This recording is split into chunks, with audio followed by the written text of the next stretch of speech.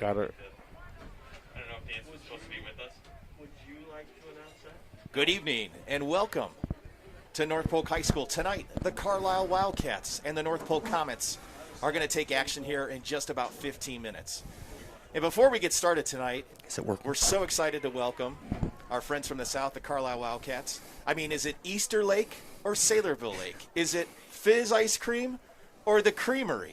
Well, one thing we're going to find out for sure tonight, is it the Wildcats or is it the Comets?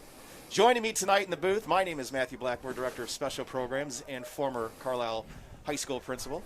But joining me tonight in the booth, another former Carlisle Wildcat himself, Mr. Seth Polberg, High School Principal here at North Polk. Hey, good evening, everybody. We're excited to get this game rolling tonight. We got about 13 minutes before kickoff. Two really good teams, good programs, well coached, great communities, and we're excited to call this game tonight. Matt, as a former Carlisle administrator like yourself, this is a special night for us. It really is. You know, getting to know, obviously, administrators, coaches, teachers on both sides of the field, and obviously students, and both schools being back in action, right. Which is something we're very excited about. We're excited to bring the broadcast to you here on the North Polk broadcast at YouTube. Throughout the night, we're going to have a number of opportunities to talk about donations to the Athletic Booster Program here at North Polk Community School District. But before we get into that, Seth, let's talk a little bit about our story and how we kind of got to be able to lead the Wildcats, and now we're leading the Comets.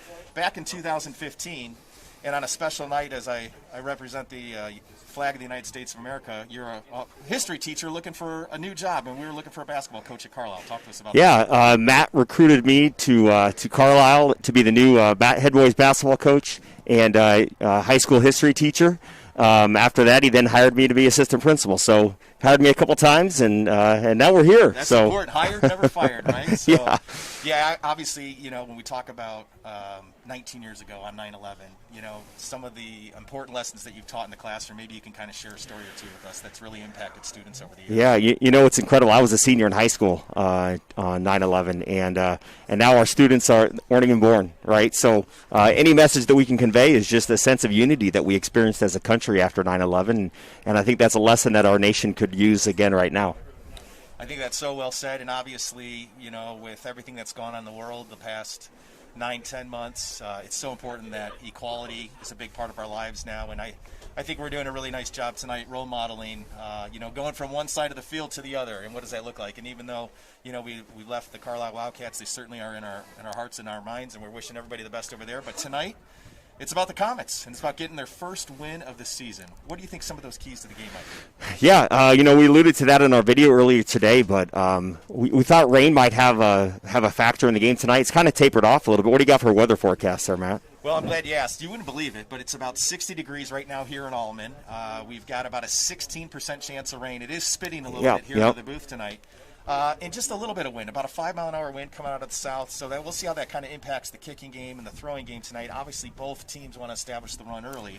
And when you talked to Coach Hookster last night, what were some of those takeaways from Coach? Yeah, he said, you know, both teams really want to run the football, and who can establish that early is going to be important. I think the ball maybe not be as wet as we thought it would be earlier today, so that's good. We might see teams air it out a little bit more, especially North Polk. The other side of it is it'll be interesting to see what the defenses do, stack the box, you know, and if they're going to play cover one or cover two, and really try and stop that run first. So. Yeah, I think that's very well said. In fact, it's Bryce Aspengren that's back behind the center tonight for the Comets at quarterback. Bryce has he's 19 of 45 on the season for 177 yards. And then also Jacob Blomquist has had a great season at running back. Jacob's got 30 attempts at 148 yards and a couple of touchdowns. Had a big bust-away break. He did, yep. Touchdown last week against DCG. How about that speed? Hey, you know, that was a great play. That was a big play. And tonight it'll be interesting to see who has a couple of those plays. I mean, that could be a game changer. So that's gonna be important to see how that plays out. And at this time, it's our national. Ladies and gentlemen, please stand and raise your hands for performing our national anthem. Performed this evening by the North Polk High School Marching Comets under the direction of drum major singing master Faith Sardu.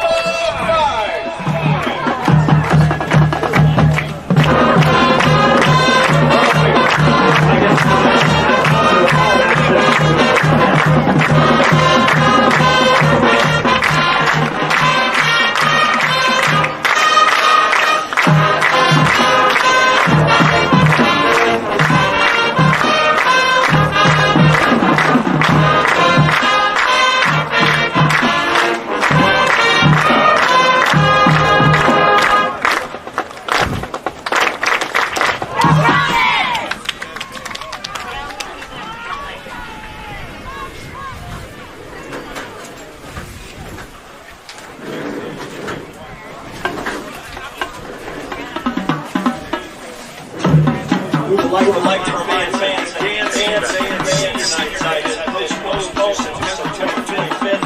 Dance senior night tonight is postponed to September 25th. And football fans, welcome to high school varsity.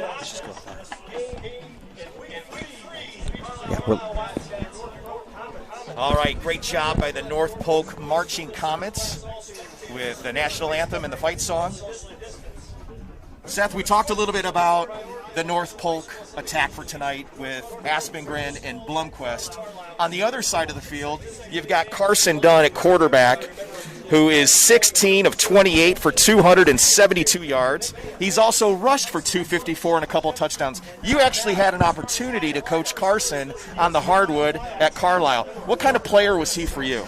You know, when I think about Carson, I just think about him being an athlete. A great athlete, great jumper, and just plays super hard. So I can see that part of his skill set really has, he's grown in those areas, matured as a player, and now he's showcasing those on the football field too.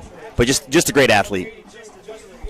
Yeah, great leadership in and out of the classroom. And obviously we're going to get an opportunity to see him here in just a few minutes before we have kickoff in just under 6 minutes. Additionally to that, at receiver, Jacob Imhoff has got 7 receptions for 159 yards. He's a player that can get vertical up and down the field. Yeah, Jacob, another kid that I had the pleasure to coach in basketball. Again, a good athlete, great kid. I know he runs really good routes, and he gives the Cats that deep threat. They're a power running team, but when you got a kid that can break coverage like that, I think that's an advantage they might have there, and may go to that, or try to go to that at least.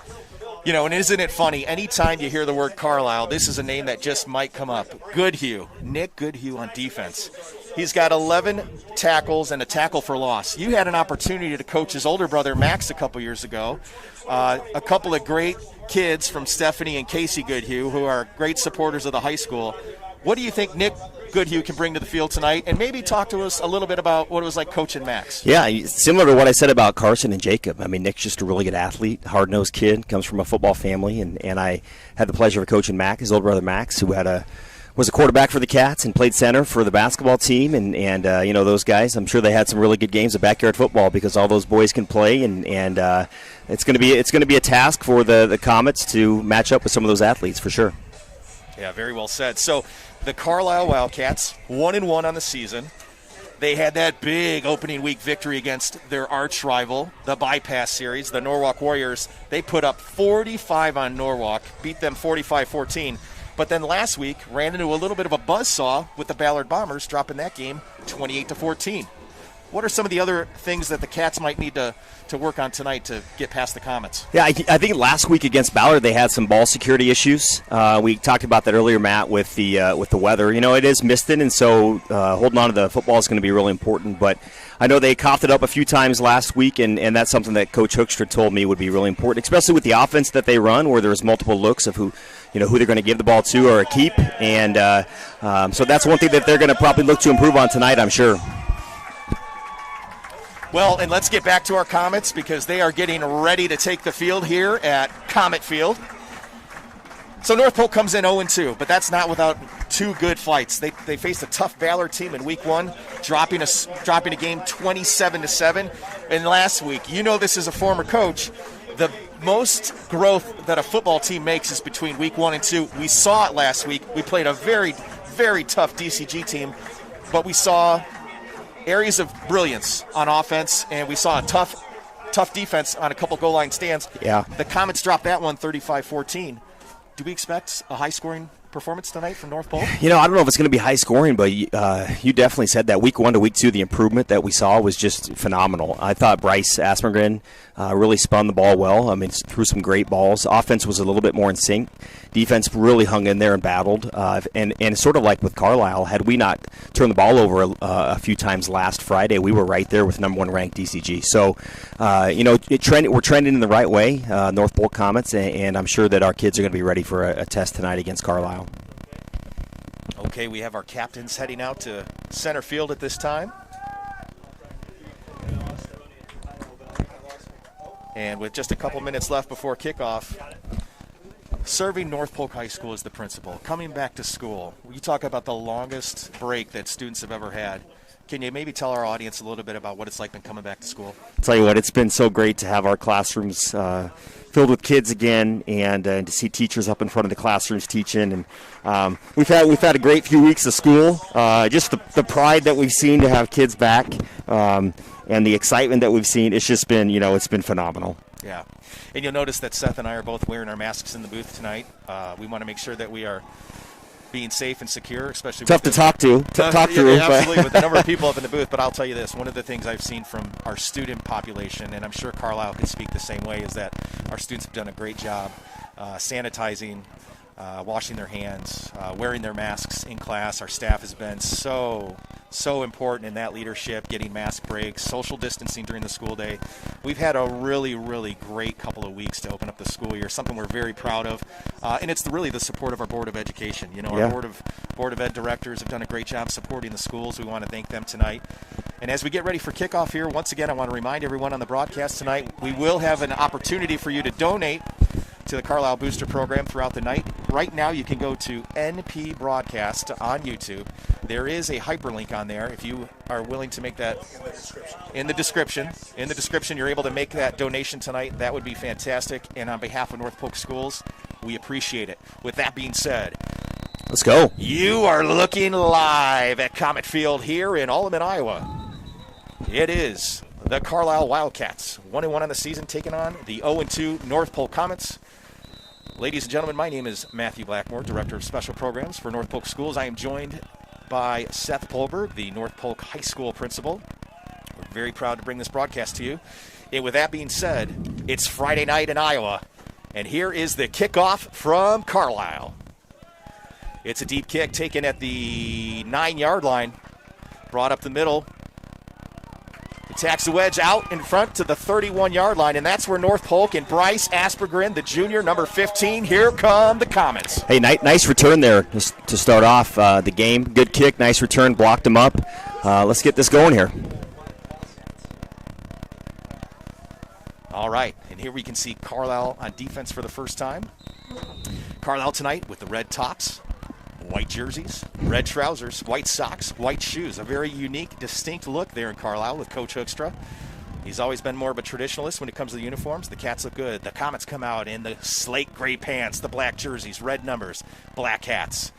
And here is the first snap with Aspergren in shotgun formation from the 30-yard line. 1st and 10. Handoff up the middle to Blomquist. Blomquist breaks outside, and he's tackled by 2 Carlisle defenders.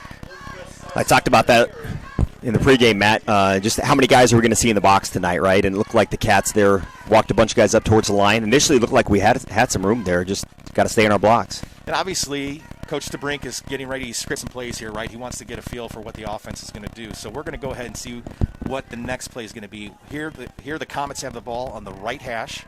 It is 2nd and 10, and the Comets come up to the line. 60 degrees, a little bit of fog, a little bit of precipitation in the air, but we've got Friday Night Lights. Motion underneath, it's a speed sweep. Number 14, Capaldo, and he's wrapped up right back at the line of scrimmage for no gain. You can tell here trying to get the ball to some speedier players here. Sal Capaldo going left on your screen there, and just some really good defense there by Carlisle. So once again, short sides to the left side of the field. Is this an opportunity where we see Bryce get a chance to air it out? We had a nice big 33-yard reception in the first quarter last week with triple receivers to the right side. You got to expect they're going to throw the ball deep. Yeah, trips right, solo on the left. Need 10 yards here for a first down. Here's the snap. Aspengren throws it out in the flat. Ball is dropped. And that's going to bring up a 4th down for the Comets. So the opening series doesn't quite go the way that Coach DeBrink was looking for. But obviously they're trying to test the waters. You'll notice they're spreading the ball, both right side, left side of the field. We saw our first pass attempt of the night, and this is going to put the Comets in a punt formation. Yeah, it looked like a timing route there. Pretty good ball, and we've talked a lot about the ball's a little slick, and so completing the passes is probably going to be difficult tonight. Comets set up for their first punt. C.J. Whistler deep for the Wildcats. C.J., a really good athlete, great student in the classroom. Here's the punt, and this one is short, and it's to the right, and it's for, well, we get a Comet bounce out of it, out to the 44-yard line, and that doesn't, and I don't know if they're trying to keep the ball away from CJ, but the Carlisle Wildcats go ahead and get really good field position here. They do. Comets, they're lucky with that roll. That's a home field roll right there, Matt. So Comet defense takes the field here, looking to shut down this powerful offensive running game of the Cats. And here he is, folks. We talked about him earlier in the broadcast. It's the senior, Carson Dunn. He can throw it, and he can run it. A dual-threat quarterback. Carlisle in their traditional offense. 2 receivers to the short side of the field. Here's the snap. Dunn. Dive up the middle. Oh, no, it's a keeper, and it's Dunn to the outside. Dunn to the 30. Down to the 25. 15, and brought down inside the 15-yard line. Carson Dunn on a fake handoff, fake dive up the middle, and he's able to bust one for a big run. Yeah, just kept it right. Patient through the line, and then when he saw his opening, really took off. And we talked about him being an athlete, and it's going to be tough to stop him. Comet's probably fortunate that they ran him down there. And this is one of those situations where do you just run it again? Now we have ball on the right hash. We'll see what Coach Hoekstra and the Wildcats are going to draw up here. Inside the red zone to start early with just 10 minutes left in the first quarter. It's Carlisle first and 10. Hey, knowing Coach Hoekstra, first and goal from the 7. Knowing Coach Hoekstra, run it again are 2 of his favorite words. That's a good point. All right, let's see what the North Polk defense has here. They did have a goal line stop on DCG a week ago. 2 receivers out to the left, 2 backs in the backfield. Dunn under center. It's option an option to the right, and the ball is loose on the ground. It is a loss. It is a loss of yards on the play for the Carlisle Wildcats, but they are able. Nick Goodhue, once again, a great athlete. He's able to jump on that ball. Yeah, hey, we discussed that earlier, but the offense that Carlisle runs prone to some risky transition of the football. So that's exactly what happened there. They had some pretty good action, and the tailback there, the I-back, just dropped the ball. All right, and here's Carlisle again. Second and goal from the 12-yard line. Dunn under center, 2 receivers to the left. Here's that dive option, that belly option, and it's not fooling the North Polk defense on that time. And their keys are being read here. So once again, you can see a couple of in-game adjustments by the Comet defense, and they're able to get a stop. Yeah, nice stand there by the interior defensive line, really shutting that A-gap down, and then gang tackling. That's what it's going to take. Probably see the Comets here try and punch the ball out, too, if they can. You got to love it. This is, early in the game, but the biggest play of the game, it's 3rd and goal. If the Comets can get a stop here, hopefully hold the Cats to 3 or less. 2 receivers out to the left. Dunn under center. And he's going to roll out to the left, and it's a pass out in the flat. And his receiver was C.J. Whistler, but the pass goes wide, and the Comets make a nice defensive hold and make the Cats go to 4th down. Here comes the place kicker. Yeah, nice stop there on 3rd down. Sprint out, roll on the left with Carson Dunn. Cats have had a really solid kicking game the last few years, and bring on their place kicker here. Garrett Pinkowski on the field for the Cats, number 3. He's a veteran kicker. 31. I'm sorry, 31. And the kick is up. And the kick is good. The Carlisle Wildcats draw blood first. They are on the board. 3-0 with 8:29 left here in the first quarter from North Polk High School, Comet Field. Yeah, hey, obviously some points on the board for the Cats there, but what a big stop by the Comets to hold them to just a field goal. I mean, the defense really hunkered down there, especially on that 3rd and 7. And after that initial long run by Carson Dunn on 1st down, that's a good stop for the Comets. It really is. We talked about it earlier that Carlisle putting up 45 points in week 1. They obviously can put the ball in the end zone, and they almost had a shot at doing that. But the Comet defense, and once again, we saw it again last week, they faced a very, very tough running back in DCG who had 5 touchdowns on the night. But they kept getting stronger and they kept getting better. So we'll see with the second possession for North Polk coming up here. Yeah, for the Comets, I mean, we talked about week 1 and week 2. That they've already played 2 really good teams. So they're not going to back down here and see if we can get some rhythm going on offense. All right, as the Wildcats are set to kick off. You count them down. They've got 11 guys. Here is the kick. It is deep down to the left hash on the near side, the Comet sideline. Ball's taken out. to the 15, 25, 30, down to the 34-yard line. And it's there's Sal Capaldo, the junior. Yep, there's Sal Capaldo again. He's got some speed, and you saw him turn it up there, but we got some laundry on the field, it looks like. It's going to be holding on the Comets. It is a hold against North Polk. And the referees will go ahead and march this one off. You know, a really good return. Obviously, one of the things they're going to have to limit tonight. A couple of turnovers in the first quarter last week led to some quick scores for DCG. We certainly don't want to see a number of penalties early in the game where the Comets are moving backwards and not forwards. But it is 1st and 10. The Comets will have the ball on their own 15-yard line. Ball is on the near side, left hash. And Aspengren and the red and black Comets come out with receivers both on the left and right side. And here it is. It is a handoff up the middle to Blomquist. Blomquist gets through the D-line into the second level, the linebackers, and that's a really nice gain on 1st down for the Comets. Yeah, Blomquist running left off tackle there, kept his knees up in the air. Knees up, elbows in, right, and had a nice gain there. I like that. 8 yards. I like that. Create the knee with the Z and drive for 5. You pick up those knees and take guys with you. That's what great running backs do. Here it is again from the shotgun formation, Aspengren. Twin receivers to the left. Moves his running back up. And we could have an offside on number 82 for Carlisle. Justin Neely, the defensive end, the left defensive end. Justin's a phenomenal leader for the Carlisle Wildcats. Loves the weight room, loves to put in the extra work. His leadership, I'm sure, has been instrumental this past summer, considering everything going on for Coach Hoekstra. I'm excited to watch him play tonight and see what kind of big game he could have for the Cats. With that being said, it is now first down and 10 from the 28.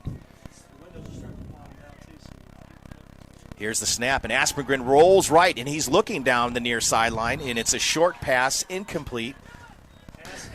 Looking for Sal Capaldo on the play, unable to connect. Yeah, it looked like sprint out right, and actually Nick Goodhue came free from his linebacker spot and put a lot of pressure there on Bryce.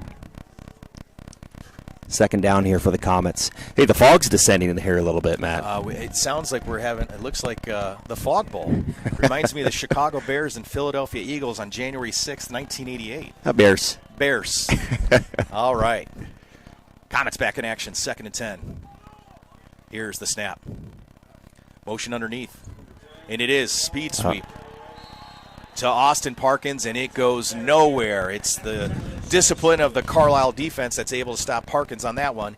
Puts the Comets back in 3rd and long. Screens and draws. What are we thinking here? Yeah, probably a sprint out. I mean, if they're going to throw here, maybe a sprint out. They're, again, on 2nd down, trying to get the ball to some speed there with Austin Parkins moving left. Just tough sledding.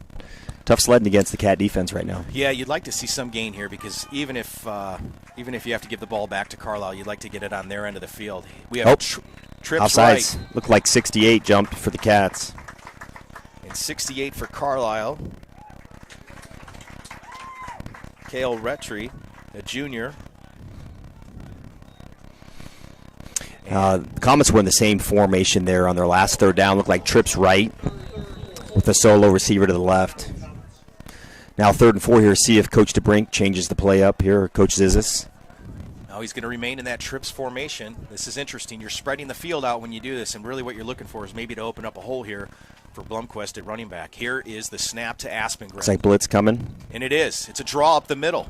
Spreads the field, and he out near the 1st down marker. Not quite sure if he got it. Tripped up. That's unfortunate. Tripped up right there close. Looked like very close to the 1st down, but it's like the Comets are going to have to punt here on 4th down. Comets are going to be short, and when I say short, we are talking just a few inches. And Coach DeBrink has moved his punt team onto the field probably a little bit too early, considering you're down by 3 here in the first quarter to make an attempt at 4th down, but you never know. So Comets line up in punt formation. Carlisle is set to return. Here's the snap. And that rugby-style kick is famous across high school and college football, and it is a punt out, lands at the 42-yard line, and will go out of bounds at the 44. So once again, the Carlisle Wildcats with some pretty good field position to start their 2nd drive. Yeah, obviously Coach DeBrink there. It's the right call this time of the game, obviously, and just put the defense back out there and see if they can get a stop.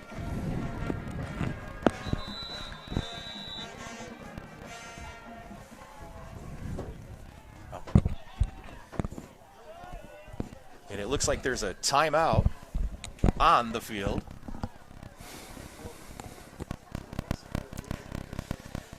And so early on, we've seen Carson Dunn, the senior athlete for the Wildcats, with the biggest play of the ballgame so far.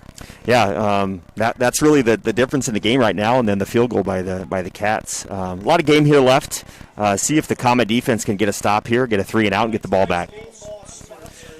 Yeah, and it's so vital. I know both teams have good kickers, but it could come down to kicking tonight too. And Garrett Pinikowski's been kicking on the varsity level for the Wildcats last couple of years, is able to put it through the posts for that early 3-0 lead. Obviously, North Polk is trying some different things on offense, not quite able to move the football yet. And once again, it's putting the defense in a little bit of a pressure situation. You got to think on a night like tonight with this much moisture and we see the fog, can the Comets get a strip fumble here? Can they get something on the ground where they can get a scoop and score? Yeah, I mean, those are the drills they work on all week, and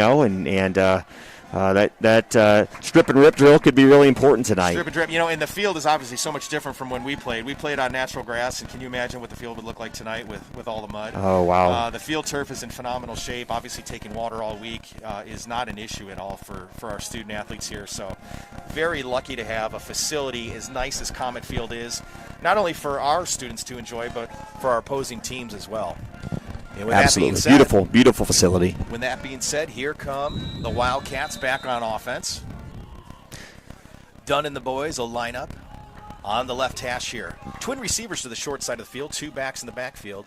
Here is your dive up the middle, and it's for a big gain out to the 40, 35-30, 25-20, inside the red zone, 10-5, touchdown, Carlisle Wildcats on a first play on their second possession.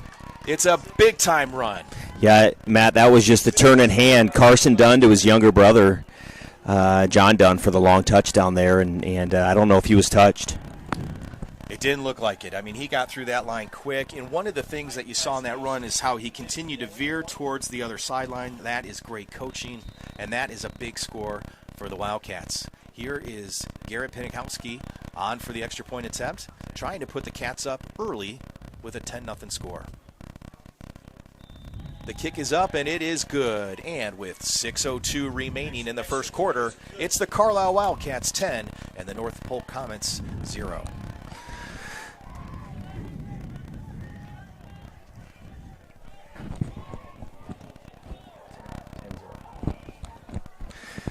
Yeah, that was a good call by Coach Hoekstra, blocked up well and executed perfectly by the Cats. With the style of offense that they run, you want to put them in down in distance where they might have to pass the ball, right? And so far, other than that first third down for them, they've been able to run it early in their downs, first and second down.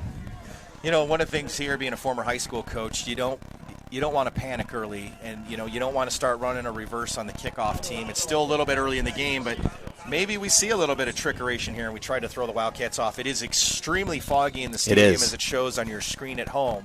And so, if you're able to kind of decoy the football here. With the black jerseys too, right? And absolutely. That's really, really well said, because you never know. And here is the kickoff, and it is deep, right down the middle from Garrett. Picked up at the 10-yard line, advanced out to the 25, and finally taken down at the 28-yard line. We had anticipated rain, chilly temperatures, but the fog. I don't know if that was in the forecast there. Yeah, I didn't think it was either.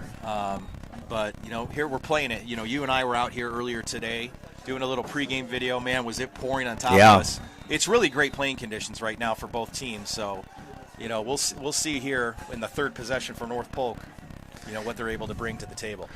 Comets just need some momentum here. See if they can get something on first down here. And here it is, twin receivers to the right. Aspengren, the junior quarterback, takes the snap, 3-step drop over the middle. He's looking deep, and it is to one of his favorite receivers, Capaldo, but very well defended by the Carlisle defense. Yeah, looked like was it 82? C.J. Whistler in on that breakup. Nice ball by Bryce there. Good route.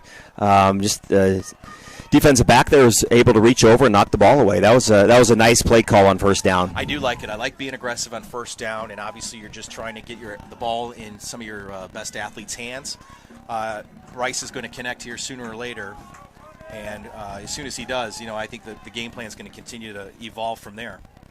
Yeah, nice post route there. The middle of the field was open. So, shotgun formation.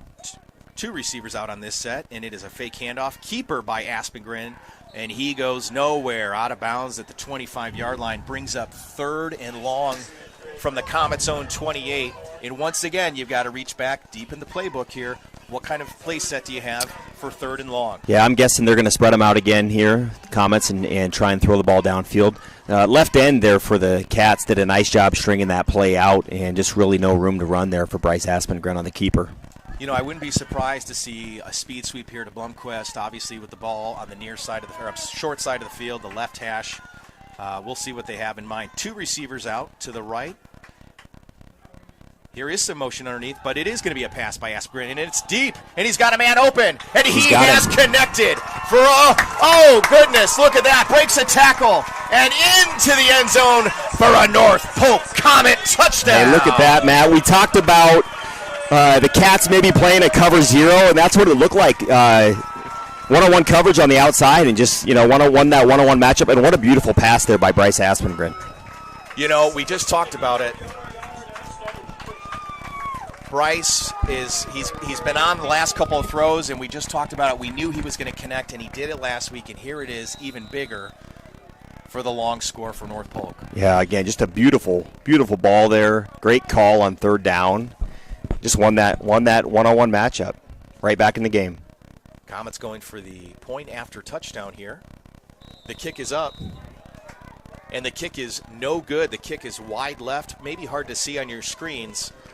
A lot of pressure off the right side there for the Cats that disrupted our kicking game. Also, the extra point team was missing a guy, so you have a guy coming on late. That puts a little stress and anxiety onto the kicker, you might think. Not quite sure how the snap went, but it brings the Comets back into the ball game, and now it's 10-6 with 5:32 left. Hey, great to hear that fight song and the fans going here, cheerleaders going, a student section fired up. That was, again, we talked about just some momentum. That's what the Comets needed, some momentum, and we got it back right there. Big plays. 3 big plays really have resulted in all the points tonight. Boy, quite entertaining if you've been watching this game the last couple of minutes. Both teams with huge plays. We have a big-time run by John Dunn, and the Comet touchdown was? It was a touchdown. Who do we have on the touchdown? Brimner. It was Brimner. Thanks to Coach Dose up here, our eyes in the sky. The fog, so... Seeing through the fog, Mr. Blackmore. Well, Brimner's so fast, and he broke that tackle. And obviously he's on the far side of the field. We weren't able to get a number on that, so we apologize. But a phenomenal play by Brimner, putting the Comets on the board for the first time tonight. And here it is. It's kickoff from North Polk to Carlisle, taken at the 10-yard line. Cats bring it out to the right side. It's got an opening there, out to the 30, 35, 36, and tackled out at the 42-yard line. So once again, Carlisle with great field position. Yeah, nice return there by Archer Ogborn. Got a couple nice blocks and was able to turn it up. Hey, let's see what the Comets can do here. First and second down defense. We got to try and get Carlisle in some longer downs, down a distance, try and get them second long, third and long. Want to give a quick shout out to Mike Fuller listening on the broadcast tonight. Big North Polk Comet fan. We thank you for your support tonight and your donation to the booster program, Mike. Thanks for listening. Here is 1st and 10 for Carson Dunn and the Wildcats. It's a belly option up the middle. There it is and again. Once again, it's taken all the way to the end zone. It's number 15, Nick Goodhue. Touchdown, Carlisle. Hang on. We got laundry. Well, there is a flag on the field.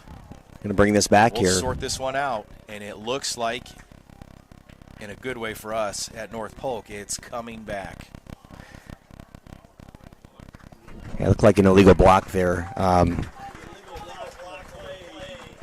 Matt, you could have driven a Buick through that hole, though. The Comets got to figure out up there on the front what we're doing, and it's got to make it a little bit tougher than that.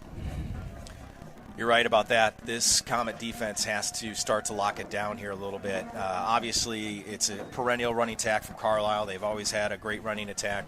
But you're going to have to get more guys in the box, and Goodhue's he's a tough guy to bring down as well. So he's going to back the Cats up all the way down to the 25-yard line. Once again, we are proud to have Friday Night Lights here in beautiful central Iowa. Last week was perfect weather. This week we've got fog. We've had rain all week. But our student-athletes are playing, and we're lucky to bring this broadcast to you on the NP Broadcast YouTube network. Hey, there's a lot of states that aren't back in school, let alone playing, so it's nice to be out here and just see our student-athletes compete for both communities. Two receivers to the far side for the Cats. And it's a big run by John Dunn again. He's tackled out at the 49-yard line. That'll be a pickup of about 18, 19 yards for Carlisle. And once again, we're going to have to see the North Polk defense step up and step out and start making some defensive stops here. Yeah, and for the Comet coaching staff, they've seen Carlisle on film. They knew exactly what they're going to do. It's about probably the guys executing here, making just slight adjustments.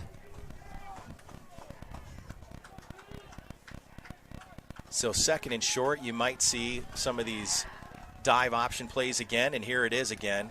It is a dive up the middle. Better job there. It is for a first down. A much better job by the defensive line and linebackers coming in to fill.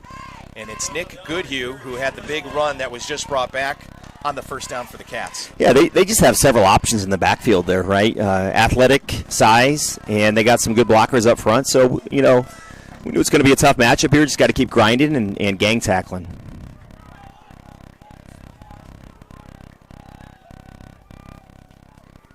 Here's a rollout by Dunn in the flat to Jacob Imhoff on the catch. Imhoff on the catch for the Wildcats, advancing the ball on first down. It's going to put the Cats back in a second and short situation on their own near side. Just a little sprint out to the right there. Carson Dunn rolls out and delivers a nice ball there to Jacob Imhoff. And here's where obviously they get the ball on the North Polk side of the field, and now they have a wide side. Do you see some sort of option play from Coach Hoekstra in this offense? You might see fullback right up the middle. And here it is. It is a dive right up the middle again for the first down, and it is Nick Goodhue. And the Wildcats slow and steady on this particular drive, but moving the ball play by play down the field. Yeah, we thought maybe the weather would play a factor in this being a low-scoring game, but we've seen a lot of offense already. And the Cats just lowering their pad level and pushing the ball down the field. And so with 4 minutes remaining here in the first quarter, here comes two receivers to the wide side. It is Dunn with another dive up. Dunn handoff up to Goodhue here, and Goodhue just moves it right down the field inside the red zone. And one of the things you're going to want to look at here is, can the defensive line start to get a little bit of pressure, get your pad level lower, and really start to push this O-line back, because right now it's Carlisle that's taking it to the Comets. Yep. Matt, for you and I, having been at Carlisle the last few years prior to coming to North Polk, we've seen a lot of games like this, right, where Carlisle just looks to run, and see how teams adjust to that. And so you're right. See what the Comets will do. And here it is on 1st and 10 inside the 20-yard line. It is a handoff to Nick Goodhue up the middle. He bounces left, right, and is taken down by 3 Comets. Down into the 5-yard line, and it's 1st and goal to go for the Carlisle Wildcats. Yeah, the Comets were in this situation already in this quarter and really played well with their backs against the wall. See if they can punch the ball out here and try and get a big stop or hold Carlisle to a field goal.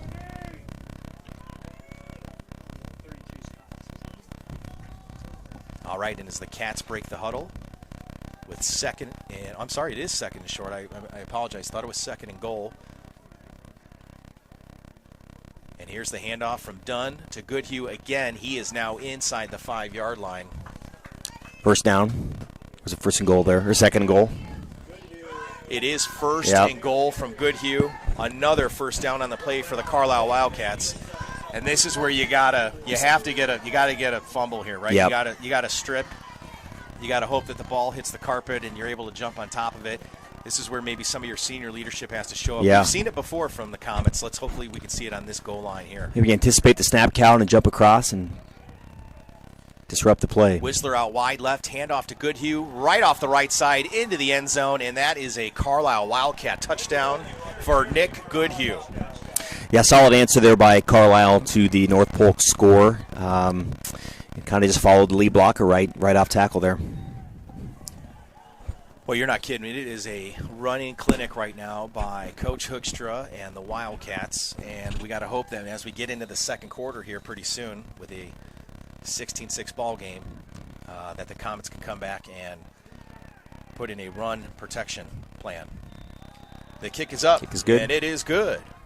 Garrett Pinikowski for the Carlisle Wildcats adds the point after touchdown. And it's Carlisle 17, North Polk 6 on your North Polk Broadcast Network. Hey, see if the Comets can get a big run here.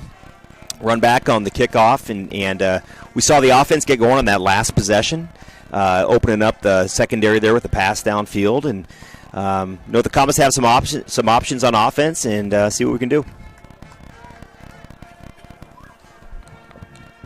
That's right, and sometimes I go back to my coaching days, and I was really groomed by a great coach in Jimmy Hall from Lockport High School on the south side of Chicago. One of the things that Coach Hall used to talk quite a bit about was special teams. It's 33% of the game, and sometimes when your defense isn't clicking like we are right now, it's the special teams that kind of have to step up and ease some of that pain for the offense. So we talked about it earlier with Aspengren's throw deep downfield to Brimner for the big Comet touchdown. Maybe it's a kick return here. Maybe it's a punt return coming up in the next couple of series where it puts the Comets back on the board.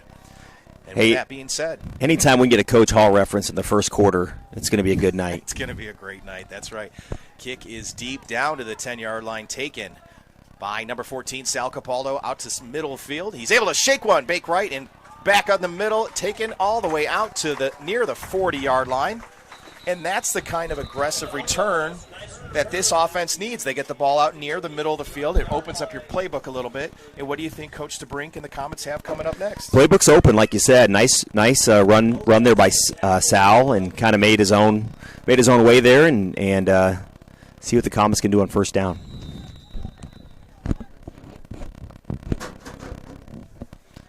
Got Twins left. That's right. Twins left. We got a slot receiver. Motion underneath by Aspergren, waves him over. Comets trying to spread the field. Here is a handoff up the middle to number 10. Bloomquist. Is that Austin Parkins? Was that Bloomquist? Bloomquist.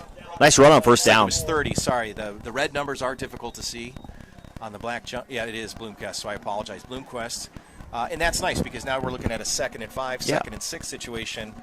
Once again, they can go with maybe some misdirection, or they can stretch the ball downfield. Now, if we see that trips package once again, what you're seeing there is the coach trying to spread out that defense, trying to open up the field for some plays to be made.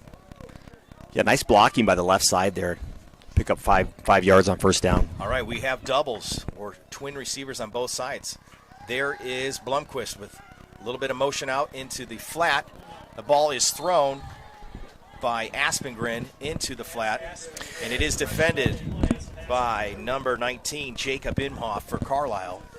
And here is your 3rd and 5.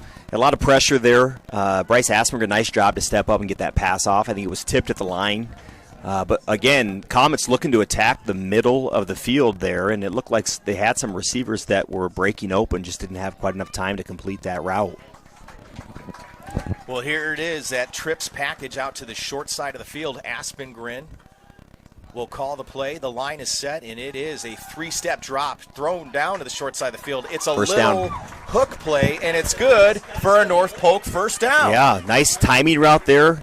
As a former defensive back, I can tell you that hitch route is probably the toughest to defend. And all timing there, great ball by Bryce Aspengren again. Great blocking up front, first down Comets.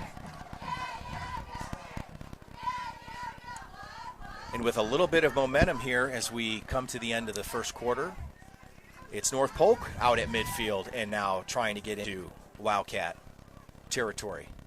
Two receivers to the short side. We have motion by Capaldo. He's now set. Here's the snap. Handoff to Blomquist up the middle.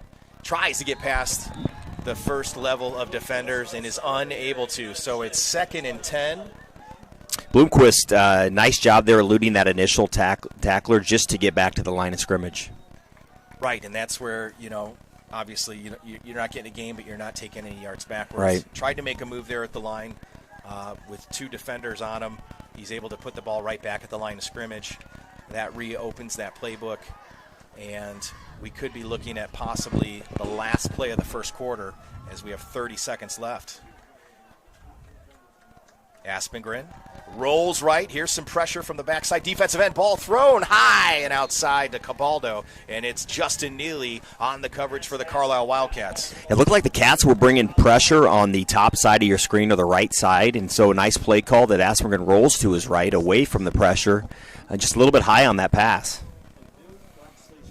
Third brings up a big third down here, Matt. Yeah, it's a 3rd and 9 situation. Obviously, we always talk about screens and draws. You could see a quarterback draw possibly here, as North Polk is really just trying to play the field position game and pin the Cats deeper. Yeah, and I wonder even if the Comets were to pick up 3, 4, 5 yards, if they'd go for it on 4th down. Comets with trip receivers to the left side. Aspengren, he's got the 3-step drop, steps up in the pocket over the middle, and it's incomplete. Well defended by 2 Carlisle defenders, intended for Sal Capaldo, and that'll bring up a 4th down for the North Polk Comets. Tell you what, nice job again there by Bloomquist to step up and take on a blitzer there, which allowed Aspengren to make that pass. Just a really tight window there, and wasn't able to complete it. And it's Mannock in the punt for the Comets with C.J. Whistler. Heels on the 17-yard line. Here is the punt. It is out of bounds. Oh, takes a Comet roll inside the 5 down to the 3-yard line. A great punt by Hunter Mannock there. That's it. That could be a game changer, Matt. You were talking about field position and special teams, and that was a great punt by Hunter. Whistler not able to field that one, and it takes a Comet bounce, and this is maybe the opportunity that we talked about moments ago with the defense. You've got him in a great position here. Obviously, you don't want a long run, but if you can get a sack or a fumble in the end zone, you're right back in this Right back in the game, yep. And for the Cats, it's been about first down on offense. I mean, they've been able to eat up huge chunks of yards on first down. So what are the Comets going to do here defensively on first down? Well, I'd also like to thank Neil Renna, Eastern Illinois University football coach, defensive football coach for the Panthers, is watching the game tonight, checking out Iowa high school football. I want to thank Coach Renna for checking in on the Comets and the Cats. And here it is on first down. It is a big run. Gets them out of the red zone, out to the 23-yard line. And it's the Carlisle running attack that's been the story of the first half so far. Absolutely. Yep, just off tackle there to the right. And one play, the Cats kind of get out of danger with their backs to the wall there. And this is a great opportunity for us to talk about the donations for our booster program here in the North Polk Community School District. Inside the YouTube description, you'll see a link where you're able to make a donation to our booster program. If you are enjoying broadcasts such as this tonight where you're not able to come into the stadium and get to watch the Comets and the Wildcats play, and you're able to watch it at home, Seth, what a great opportunity for you to make a couple of tax-free donations to the school so that we can continue to provide opportunities like this with some equipment and other needs for our students and our staff. And so if you get an opportunity tonight, we appreciate your support and look forward to continuing to bring you live action of your North Polk Comets. Yeah, in a tough year, Matt, where we're at 50% capacity in the stadium, it's kind of a dreary night to be able to watch the game at home. A little bit different than we were playing, right? Well, if you didn't go to the game, you weren't watching it. So. You're not kidding about that, Coach. You talked earlier about the field being in great condition. As a proud graduate of Elkhorn Kimballton High School, we got our field watered once a year, and that's when they drain the swimming pool in August. How about that? A little different. Oh, the Danes, right? Out there in western Iowa, God's country, I Absolutely. think is referred Beautiful to a number Southwest of times. Iowa.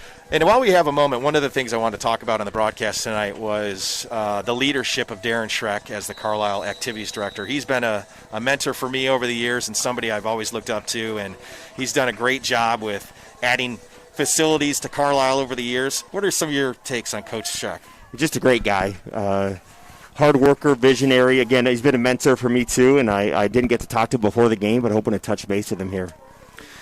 Perfect. And as we start second half action, and we're able to Talk about Coach Schreck and his leadership with the Wildcats. It is done out on a first down run.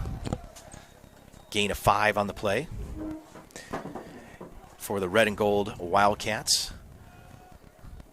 If you're enjoying watching the football game between these two teams tonight, they will play in the same conference, the Raccoon River Conference in winter sports here, coming up shortly. Dunn under center, and it is the dive, and he's met by a number of Comets on defense. Great gang tackle. One of those is Cole Wolf, number 41, comes up with a big stick. Hey, great tackle there. I wondered if coaching staff or the Comets would talk about some adjustments there at the first quarter, and right away we saw more pressure there from the defensive line and a great tackle there by Wolf. Yeah, and this is what we started to want to see. Sometimes you got to get some of those bumps and bruises out early. I remember as a linebacker myself, I just had to get hit a couple times before I could knock the cobwebs out, and I can really start getting aggressive. Cole Wolf with a big play for the Comets on second down. That leaves 3rd and short. Timeout, looks like. Timeout, and it'll Carlisle. be timeout for the Carlisle Wildcats here with 10:36 left in the second quarter with a 17-7 lead for Carlisle. We were talking about Coach Schreck, and you can't talk about Coach Schreck without talking about Vicki Bourne, the activities assistant for the Wildcats.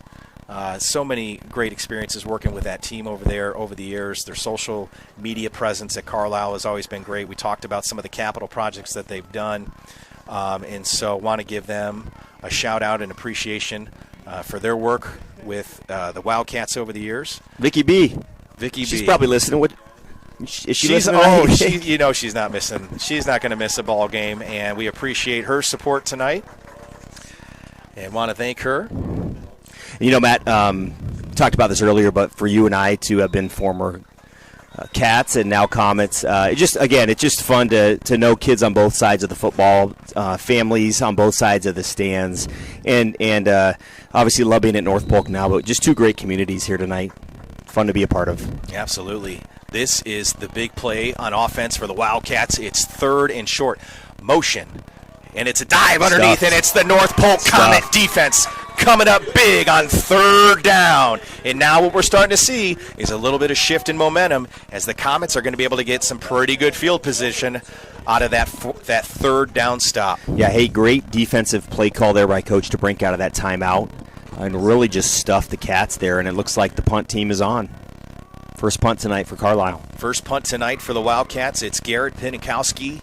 He's got heels on the 15-yard line. And it's Sal Capaldo deep for the Comets. Cats get set. Here's the snap. Low snap. Garrett's able to field that one off the turf. Very lucky for the Wildcats. Capaldo fields it at the 40-yard line. He goes right, but he's met by 2. Wildcats, that's Nick Goodhue on the stop. Hey, not much of a return there, but Sal came up and caught that football and probably gained 10 or 12 yards just by coming up and catching the ball. That's a heavy play by him. Goodhue and Blake Deal on the stop for Carlisle. But it gives the North Polk Comet offense nice field position at the 38-yard line. Yeah, we talked about the defense just needing to stop, right? And got one there, and now some momentum here for the Comets to see what we can do on offense. So the Comets have the ball on the right hash. Two receivers out to the right side. Here's Aspengren, and it is a handoff up the middle. Run out to the short side for a 4 or 5 yard gain. Yeah, nice run there. Bloomquist, nice run there. Kept the knees. Yeah, kept his knees going. Looked like contact right at the line of scrimmage, and he was still able to get 2 or 3 yards. I'd like to see that. Here it is. It's the offensive line that's starting to get more aggressive for the Comets, and they're starting to get a good push in the trenches as they start to advance the ball at 3, 4, and 5 yards a pop. That brings up 2nd and 6 from the 43-yard line. Comets hand it off again up the middle to Blomquist. He goes left and cuts back right, and he has a short gain, and he's brought down on the play by number 57, Nathan McCormick. He is the senior defensive lineman for the Cats. Brings up a 3rd and 3 here. Playbook open for the Comets. Mannock back in the game for North Polk. Might see another sprint out here by Aspengren, perhaps. And you got to think this is a situation here where you've got to get a first down. Yeah. I mean, this is huge. You're down 10. Let's see what the Comets can do with trips out to the right side. Aspengren takes the snap. They try to stretch the field, and Carlisle doesn't buy it, and they get a big stop by number 15, Nick Goodhue. Comets come out in that trips right set. It looked like maybe pass, and the Cats kind of read the bluff there and sniffed out the run. Brings up a 4th down. See if Hunter Manick can have another really nice punt. Hopefully he can get one off high and deep as C.J. Whistler, number 83, with heels on the 20-yard line. Let's see if he can field it. It's a high snap. Manick's able to field it, and he does get a really nice punt off. Whistler fair catches it with a sliding catch at the 25-yard line, and it's the Carlisle Wildcats back on offense here when we come back.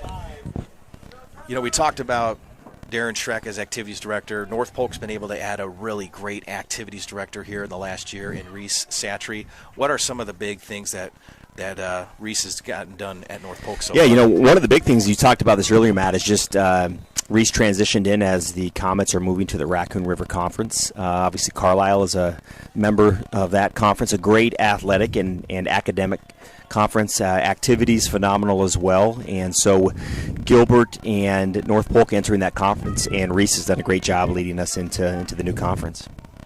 Well, that's great to hear, and he has got a great facility to work with here and has done a great job getting the games ready, considering everything going on, and it is a deep pass by Dunn down the field to number 19.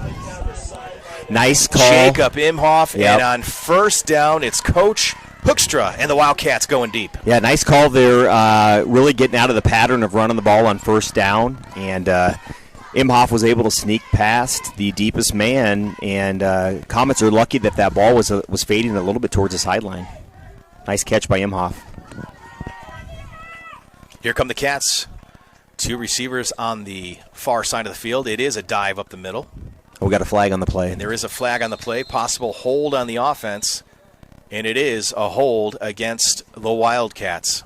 And that's going to go from 1st and 10, and that's going to continue to push them back. After the big play for the Cats, you hate to see them going backwards if you're a Wildcat fan. Obviously, the North Polk defense will take it. We love to see it. Matt, we love to see it. The Comets will take it in a 17-6 ball game. And the referees walk that off. 1st and 20 here.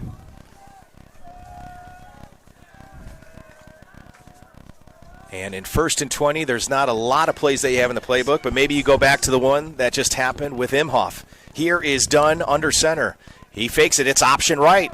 Right there. Good job. And it's stuffed by the entire defensive line by North Polk. They played their assignments right, and you go from 1st and 20 to 2nd and 20 plus. Great job there by the Comets, reading their keys. Pitchman was taken care of. Quarterback was taken care of. And that was a phenomenal defensive stop there. In 3A football, you don't see this power game very often, and Carlisle is one of the only teams that really runs this style of offense. So, week 1 and week 2, the Comets have not really seen an offense like this, and it's taken a little bit while to adjust to, I think, the Carlisle's power running game. But the Comets have consistently made more plays, more stops defensively as we move through the second quarter. You'll notice Whistler out wide left for the Wildcats. About an 8-yard coverage by the Comet DBs, and it's Carson Dunn trying to look deep for Whistler. He's going to go and roll all the way to the left side, comes back to Whistler, and finally that ball is thrown out of bounds. That is what you call a great defensive coverage on behalf of the North Polk defense. Yeah, it looked like initially he had him open, but the Comet defensive line got in the backfield there and got into Dunn's space a little bit, which forced him out of the pocket and eventually made him throw it out of bounds. Nice play defensively. Brings up a 3rd and 21 here for the Wildcats. So it's 3rd and 21. Love to see the North Polk defense get aggressive here with some stunts and maybe a blitz. Really try to maybe knock the ball out of somebody's hands, get something loose here as the second quarter is about halfway over. Here is the Carlisle offense. They will play it safe, and it's Dunn on a keeper. Flag down on the play, and Dunn's able to get about 9-10 yards on the carry. Let's see what's going on with the referees. Hold on Carlisle. And the Cats continue after the big play by Imhoff, the big pass connection between Carson Dunn and Jacob Imhoff. The Cats continue to go backwards. It is a hold against the Wildcats, and that's going to bring up a third and forever. Third and is it a country mile? Is that what they say? Well, up here in Olivet, Iowa, we are a country mile north of Ankeny, right? That's right. That's right. 3rd and 31 for the Cats. This is a situation offensively. Not a lot of plays in the playbook for this one. No, and this is obviously you have a lead, and Coach Hoekstra is a veteran coach here in Iowa high school football. You got to think he's just going to try to maybe play it safe here and get a punt out of the deal. It looks like there is going to be a timeout on the field, and that timeout is going to be charged to the Carlisle Wildcats. Yeah, they're going to talk it over. The Carlisle staff going to talk over this call here on 3rd and 31. Might be just a simple dive or run and look to punt it on 4th down. But they have a timeout and wanted to use that and talk it over. And this has been one of those games where we continue to see big play after big play, right? A lot of little stops, a lot of little runs, and then all of a sudden we see the ball in the air or we see a big run. The question is, Seth, who's going to make more big plays throughout the night? Well, hopefully the Comets, right? Absolutely. I know as two Big Ten football fans not playing right now, this is a little more like Big 12 football. You're with not big kidding. Plays being knocked is off. Is this an opportunity to say go blue? Because that's what I want to say, huh? Go blue, go Hawks? I'd like to say go Hawks. All right. Obviously, I am a huge Michigan Wolverine fan. They're not playing. So I'm going to have to root for the Notre Dame Fighting Irish tomorrow, right? Boy. Does that make any sense? Scott Groudon is groaning over here when I don't heard blame that. him. And the Cyclones are back in action tomorrow, too. Here's the snap to Dunn, and it is a pooch kick. And it's very well placed by Dunn, the quarterback. That ball will go ahead and die out at the 20-yard line. And with 6:09 remaining here in the second quarter, it's the Carlisle Wildcats 17. The North Polk Comets 6. Yeah, great job by the defense there. Anytime you get a team to punt it on 3rd down, that means your defense is playing really well, right? I think you're right about that one. And as a Hawkeye fan, I've seen Nate Stanley the last few years punt a lot on 3rd and 4th down. Yeah, sometimes you got to do that, right? Okay, so we're back in action here with Aspengren. Another sanitation or timeout, one of the two. It's either a sanitation timeout or, well, with that being said, both teams have 2 timeouts remaining in the first half. And there he is, folks, the legend. Darren Schreck has joined us in the broadcast. Is that Jocko or Darren Schreck? Road work. What's good, buddy? How you been? I've been great. You're live on the air, Coach. Yeah, I've been great. So we were talking a little bit earlier about how does an activities director put together events like this, obviously with so many constraints and so many different rules going on. How's that changed your world a little bit? This position's all about collaboration and communication, but never more important right now, trying to get everybody on the same page. With the ticket-taking process, with opposing schools, with your home school, it's just a lot of extra layers that we put on our department, and our coaches have been great about following through on all that. Yeah, it's a tough year for everybody, right? And you said it, Coach Schreck, just the amount of communication, teamwork, and collaboration it takes to pull off a Friday night home event, right? Yeah. Well, we were just talking about that as Aspengren takes the snap, and we have a short run on the play by, is that Bloomquist? So, Coach Schreck, we were talking about, obviously, you've got a great relationship with our activities director in Reese Satry, and you've identified, obviously, some key areas there, especially getting coaches on board and coaches being responsible for safe play. Talk to me about, has the North Polk Comets joined the Raccoon River Conference, how that transition is going to look for us? Yeah, we really had a entry level with some of our lower level programs of getting North Polk involved in some things, and Reese coming from already an RRC school, it's been a great transition, and we have a ton of respect for him and what the North Polk brings to the table. So yeah, we're excited to have him and North Polk in our conference. Well, we appreciate that, and you're right. Reese coming over from ADM, obviously knowing the conference and having a great relationship with not only you but all the other activity directors. I think that's kind of behind the scenes. What people don't realize is when you talk about scheduling and putting student athletes on the field and on the court and in these learning opportunities, it's the hard work and the work ethic of our activities directors that allow that to happen. So on behalf of our school district and the Carlisle School District, we appreciate your leadership and the leadership of your team. So appreciate you visiting the booth tonight, Coach. Hey, man, you know I love it up here. I love you too. Absolutely, love you too, brother. And we're going to catch up after the game tonight and share some stories, I'm sure. But right now it's your Cats that are up 17-6. They are. Just a couple minutes left here in the second quarter. We got a little running game going, and we got a little passing game going, and which is a typical Cat kind of game. If this weather holds up, it's starting to sprinkle a little bit more. So okay. we hope that will be a little bit more to our advantage in the running game. Awesome. Well said. Coach, hey, you need to take that stocking hat off so I'm not the only bald guy on the broadcast. Man, I Come on now. Come on now. Coach Polberg just got a haircut before the game tonight. We appreciate that. Always looking good. Hey, that haircut is for the Comets, baby. Let's go. It's a cut for the Comets, right? So as we get back to action here, it is 3rd and 8 from the 22 for North Polk. Trip receivers out to the left side. Last time we saw this, it was a draw up the middle. Yeah, Aspengren, the junior, is going to take the snap here as Carlisle lines up on defense. And it is pressure all over by Carlisle. The sack on the play is going to bring the Comets all the way back to the 12-yard line and force 4th down. A lot of pressure there right up the middle. Aspengren didn't really even have a chance to look downfield. So, hey, this brings up a really important punt here on 4th down. Snap, hold, and kick are going to be really important here. Well, and one of the things you'll notice with the Carlisle staff, they've got 2 guys deep, 2 possible returners deep in Whistler and Goodhue. Oh, his knee was down. Looked and like he caught I'm sorry, it wasn't Goodhue. It was number 3 for the Wildcats. That's Archer Ogburn. Looked like Manick had to go down to field the snap. The and punter for North down. Polk, as he fielded, his knee was already on the turf. In high school, unlike the NFL, if your knee is on the turf, you are marked down at that spot. And here, we put our defense once again in a tough situation. But we talked about it.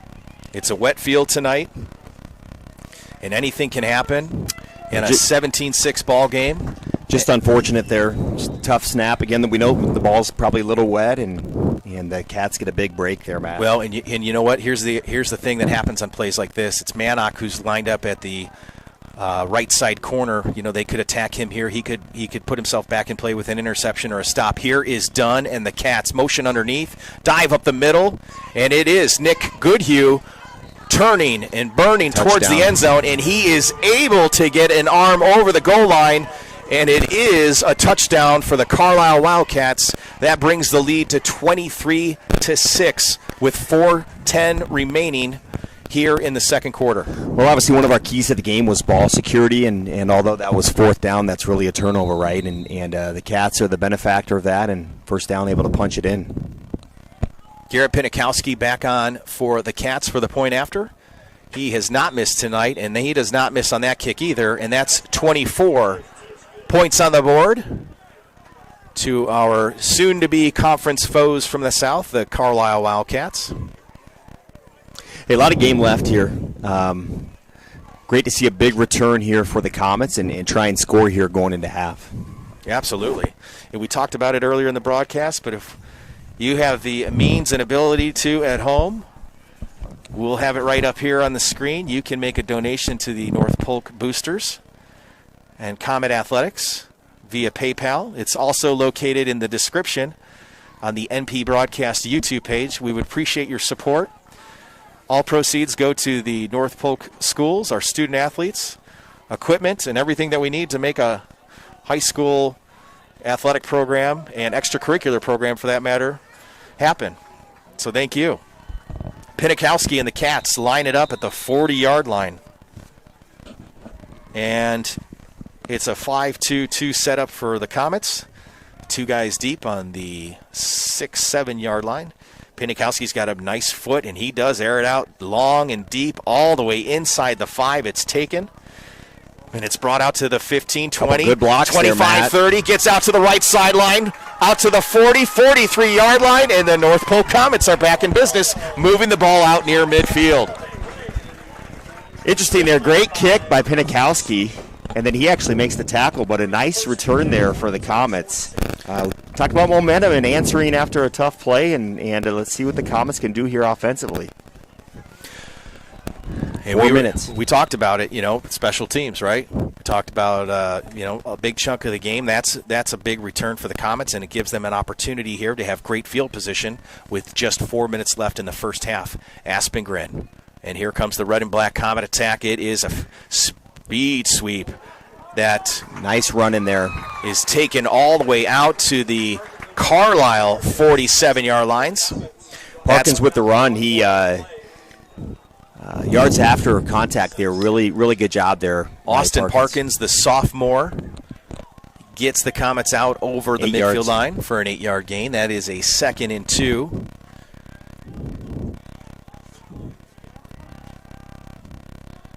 And we'll see if the Comet offensive line can get a good push on the Wildcats here. It is another handoff up the middle, and it's met early, and that's number 31.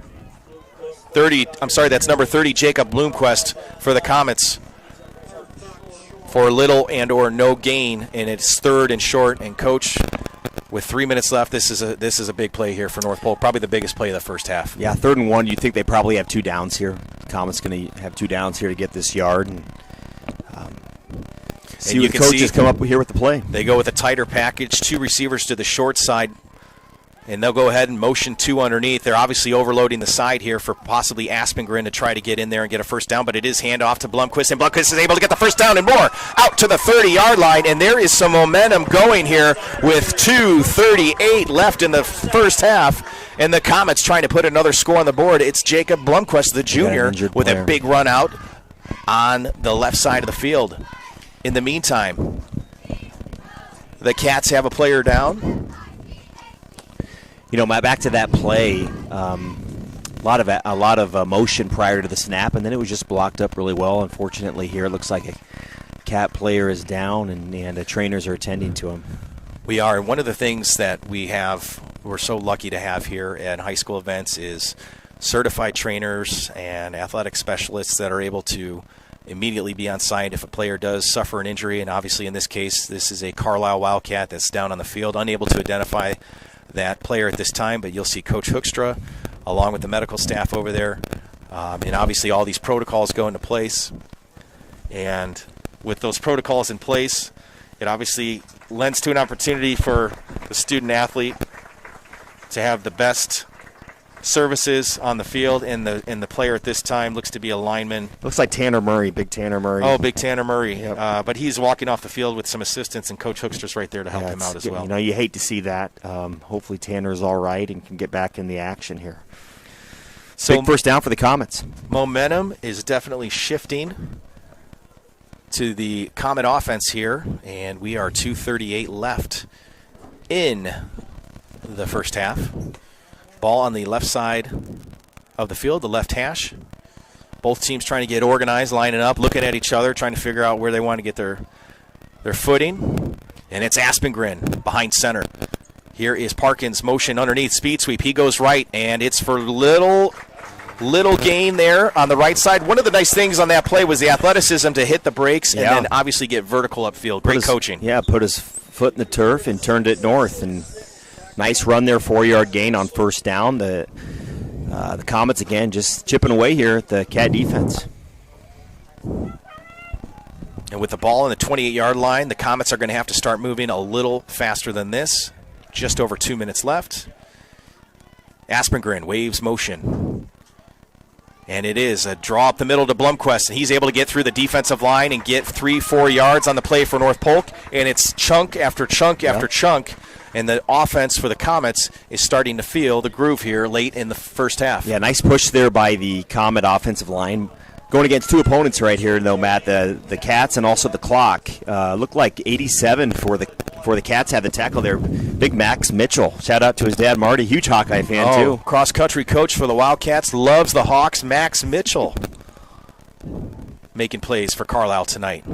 Well, here it is, third and short, another big series for the Comets. Aspengren, hand off to Blomqvist up the middle, and he takes it, and he is going to be able to, looks like he's going to be able to move the chains on a first down for the Comets, and with 1:12 remaining in the first quarter and one timeout left in the first half for North Polk. That'll stop the clock here. And that'll move the ball out to the 21-yard line. Yeah, got to move here a little bit with one timeout.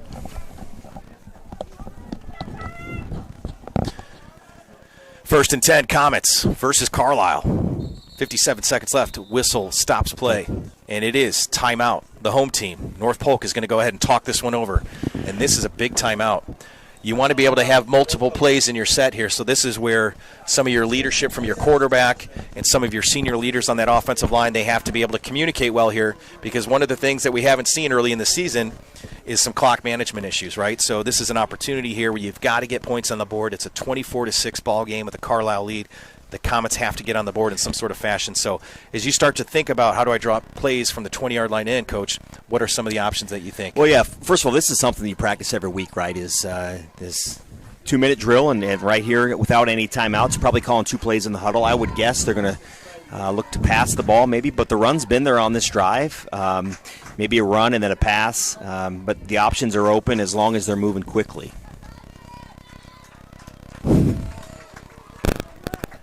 56 seconds left. So 56 seconds left in the first half. 56.7 seconds. And here it is, Comets, 2 receivers out to the far side, Aspengren. And the Comets, it's a 3-step drop. Bryce steps up into the pocket and delivers a ball deep, and it's picked off in the end zone by number 83, C.J. Whistler. And it's the Carlisle defense that comes out big at the first half, not the North Polk offense. Really, just an opportunity lost there for the Comets going into halftime. Yeah, just unfortunate. Just the ball a little underthrown. Nice play there by the Cat secondary. Just a tough play there. And so now the Cards kind of reverse themselves with a pretty decent lead going into the halftime here. Does Coach Hoekstra draw up just a couple of short runs, or does he try a little trickeration here and try to get more points on the board? We will find out as Dunn and the Cats line up in what would be called a victory formation in the fourth quarter. Coach Hoekstra is going to go ahead and take this ball into halftime with a 24-6 lead. So they're happy with the way the game played there in the first half, and content to sit on it here to close out the second quarter. And once again, as we have halftime coming up, we encourage everyone to stay tuned to the NP broadcast tonight, as the Marching Comets will be taking the field here at halftime for your entertainment. A shout out to Mr. Weeks with the band, just doing an incredible job there, getting our band ready to go here tonight.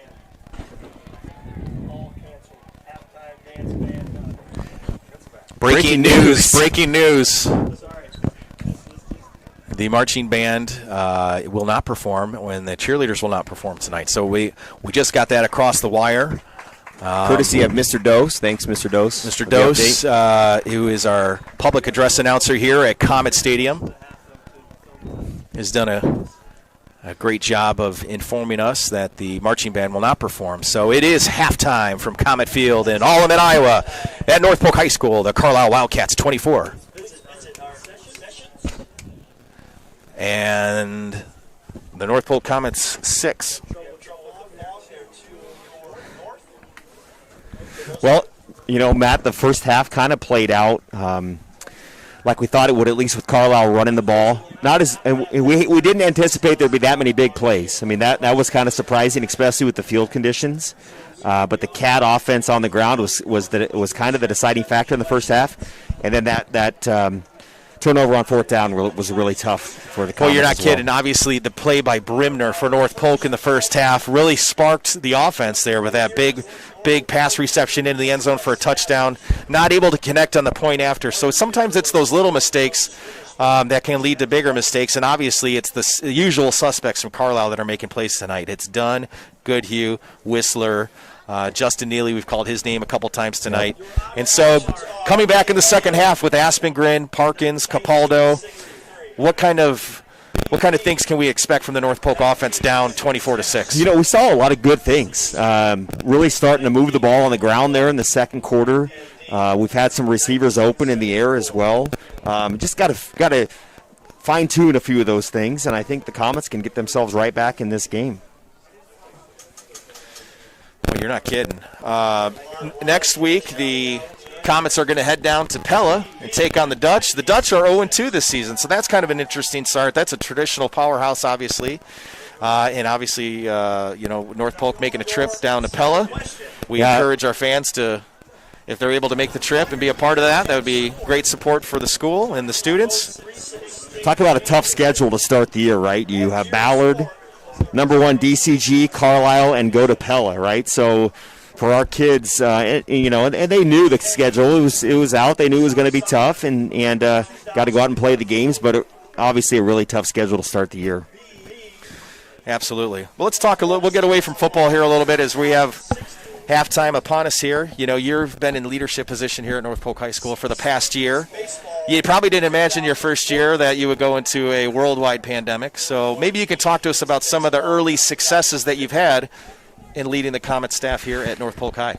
Yeah, one of the big things, Matt, and you know this from your work, is North Polk High School is a PLC, right? We really believe in the PLC process, professional learning community, and so our staff's ability to rely on teamwork, to work together. We talked about collaborating earlier, about putting on athletic events, right? But just the amount of collaboration that's gone on with our staff has been incredible to get this year started.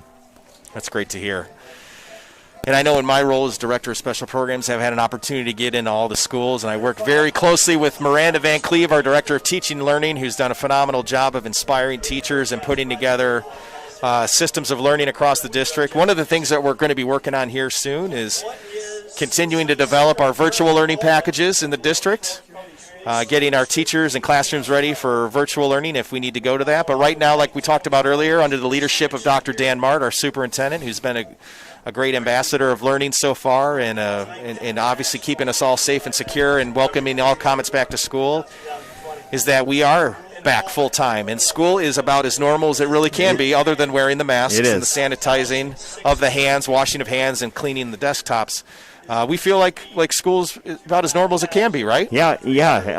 It's been a good start, and I would just like to take a minute to talk about our high school staff, our teachers, and for that matter, teachers across the district, right? I mean, they've been asked to do things that are unprecedented, teaching remotely, teaching students in your room, and I can't say enough positives about the high school staff. Our teachers are phenomenal, and just the work that they've done these first few weeks of school is just it's unbelievable. So thank you so much to our staff that are listening, and have a great weekend, right? Well, last week was fun because we got to say have a nice 3-day weekend. Obviously, we're going to shorten this one up, but you're right. The staff has done a phenomenal job of adjusting classrooms and lessons and created blended formats where some of your students may have chosen the option to be at home remotely. Right. Yep. And obviously, we've overcome some of that adversity. There's still a couple bumps in the road, and that's okay, but they certainly are doing their best job, and we appreciate that. All right. With about 10 minutes left before the second half, we're going to go ahead and take a break, and we appreciate you once again donating to Comet Athletics on the description of the YouTube page. Hey, before we go to break here, I want to give a shout-out to Luke and Lucy Polberg, who are watching at home. They are West Elementary Comets, and they wanted to come tonight, but Dad is in the booth calling the game, so they're at home with Mom. The Bub and Lucy. So, Luke and Lucy, hey. And Laura. Seen a little bit. Go Comets. Love that. And we'll be back here after a little break. You got it. Go Comets.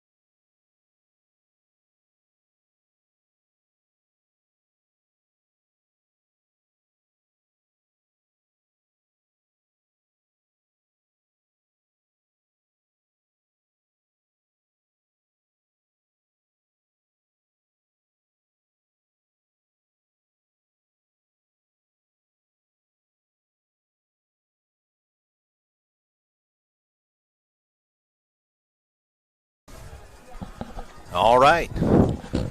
Just a couple of minutes left before we start second half action here from Comet Field, North Polk High School. It is the Carlisle Wildcats 24 and the North Polk Comets 6. This game has seen a lot of different big plays, both on runs, on passes. We've seen some great kicking from Carlisle. Garrett Pinikowski putting all of his point after touchdowns on the board, including a field goal. And as we go into the second half, it's going to be the North Polk offense that's going to have to make some of the big adjustments at halftime. They were able to stretch the ball downfield on a big play to Brimner in the first quarter to put points on the board. And we've seen some other abilities of the Comet offense to get some chunks of running by Bloomquist. And so what kind of adjustments does Coach DeBrink make at halftime on a stingy bend but don't break Carlisle Wildcat defense? Coach Polberg back in the box. Thoughts? Yeah, it would have been nice to be a fly on the wall in the locker room and just listen to those adjustments on both sides of the football. Obviously, to get back in this game, the Comets are going to have to put the football across the goal line, right? And then defensively, got to shore up that run defense, which they did a much better job of. So, although it is 24-6, the game feels a little bit closer than that just because of the way the Comets played in the second quarter. Yeah, I agree with you. And, you know, we talked about it at the beginning of the broadcast. As we see the Comet football team overall, both offensively, defensively, and special teams, continue to improve since week one when they played the Ballard Bombers. And here in week 3, you know, obviously they want to get a win in the win column. Down 24-6 here at halftime against Carlisle. Still not out of the fight. So as the halftime draws to a close, and we talk about those adjustments in the second half, it's going to be the Comets kicking off to Carlisle. Yeah, it's going to be tough sledding here. Got to start the half with a good kick here and cover it up, and then hopefully a 3-and-out defensively. You know, interesting enough, we talked a little bit about it earlier about Easter Lake and then Saylorville Lake. But ice cream-wise, you're a big fan of ice cream. Is it Fizz or the Creamery? Oh, I got to go with the Creamery. Come on now. Oh, the Creamery. Come on now. Coach Polberg says the Creamery. Come on now. So all of you Carlisle listeners out there, a lot of guys in the booth tonight saying there's no comparison. I don't know. I know a lot of folks that love Fizz. And so that could be the next battle is of ice cream. Here is kickoff, second half, taken on the play by Carlisle at the 10-yard line and met by a number of Comets out to the 26. Hey, if Justin Flaws is listening, I know he would pick Fizz. I think he spent half his paycheck there one year. There's a lot of staff members at Carlisle that love to get a Fizz, and that's the language, a Fizz, either during the school day and or after. I know we had it at a lot of staff meetings too. I've enjoyed both so far. So third quarter action here, and 11:53, and it's the Wildcats on their first possession of the second half. As Dunn and the Cats go twin receivers to the short side, and it is Dunn, handoff up the middle for a short gain. The Comet defense, one of the first things we see, adjustment on defense at halftime, and they're able to get a stop. Yeah, first down defense really important there. And again, just the defense has been trending upwards from the first quarter to the second quarter, and they're another nice play on first down. 2nd and 8 here for the Cats. And it's Dunn huddling up the Cats, and that'll bring Justin Neely out here to the far side. Multiple backs in the backfield, motion underneath. It is a dive up the middle by Nick Goodhue, number 15 for the Wildcats. He's brought down by a couple of Comet defenders. A little more of a surge there, a little more of a push from the Carlisle offensive line. Still going to be third down here. Let's see if the Comets can get off the field. Early on, this is a Coach Hoekstra possible situation here with a hard count with third and short. This is obviously an opportunity where the Comet defense, you don't want to get going the wrong way with penalties, so they're going to want to key the football, you know, and obviously look for that dive up the middle. You can also possibly see some option here as well. Yeah, 3rd and 1, could see fullback here, a gap or a keep two. Tight splits by Carlisle. Here is the snap by Dunn. It is a dive up the middle, and it is Goodhue out for the first down and then some. Nick Goodhue, the Wildcat tailback, takes it out to the 48-yard line. We know Carlisle loves to run the football. We've talked about that a lot. But with this lead, with the wet ball, I could see a lot more running this second half. And obviously with the lead here, that's something that as a veteran coach and Coach Hoekstra and his staff, Jared Fletcher, Tony Smith over there. Jordan Buell. Shout out Jordan Buell. On staff. Brady Illig, one of the Wildcat coaches as well. Here is 1st and 10 for Carlisle. The Comet defensive line gets a nice push, but it's Goodhue that's able to get through in another large gain on 1st down. Yeah, a little left to right action there by Nick Goodhue. Nice run. Comet interior defensive line still trying to push through there. Comet defense is talking it over here a little bit. Obviously knowing that with a lead and ball in hand, it's Carlisle's going to continue to keep it on the ground. It's something you're going to want to notice here is their splits. The offensive line has short splits. It is a keeper by Dunn. Nice job there. As he fakes the handoff to Goodhue, and he's on to a short gain, but it is a gain to move the chains to 1st down, and that will continue to move the ball into Comet territory.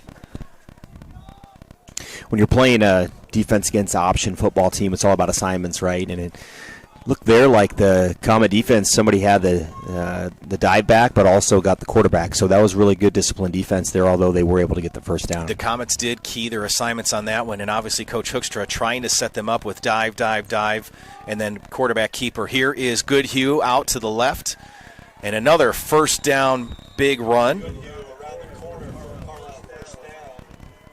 And Goodhue on another 1st down run here early in the second half, and the Cats continue to move the ball downfield.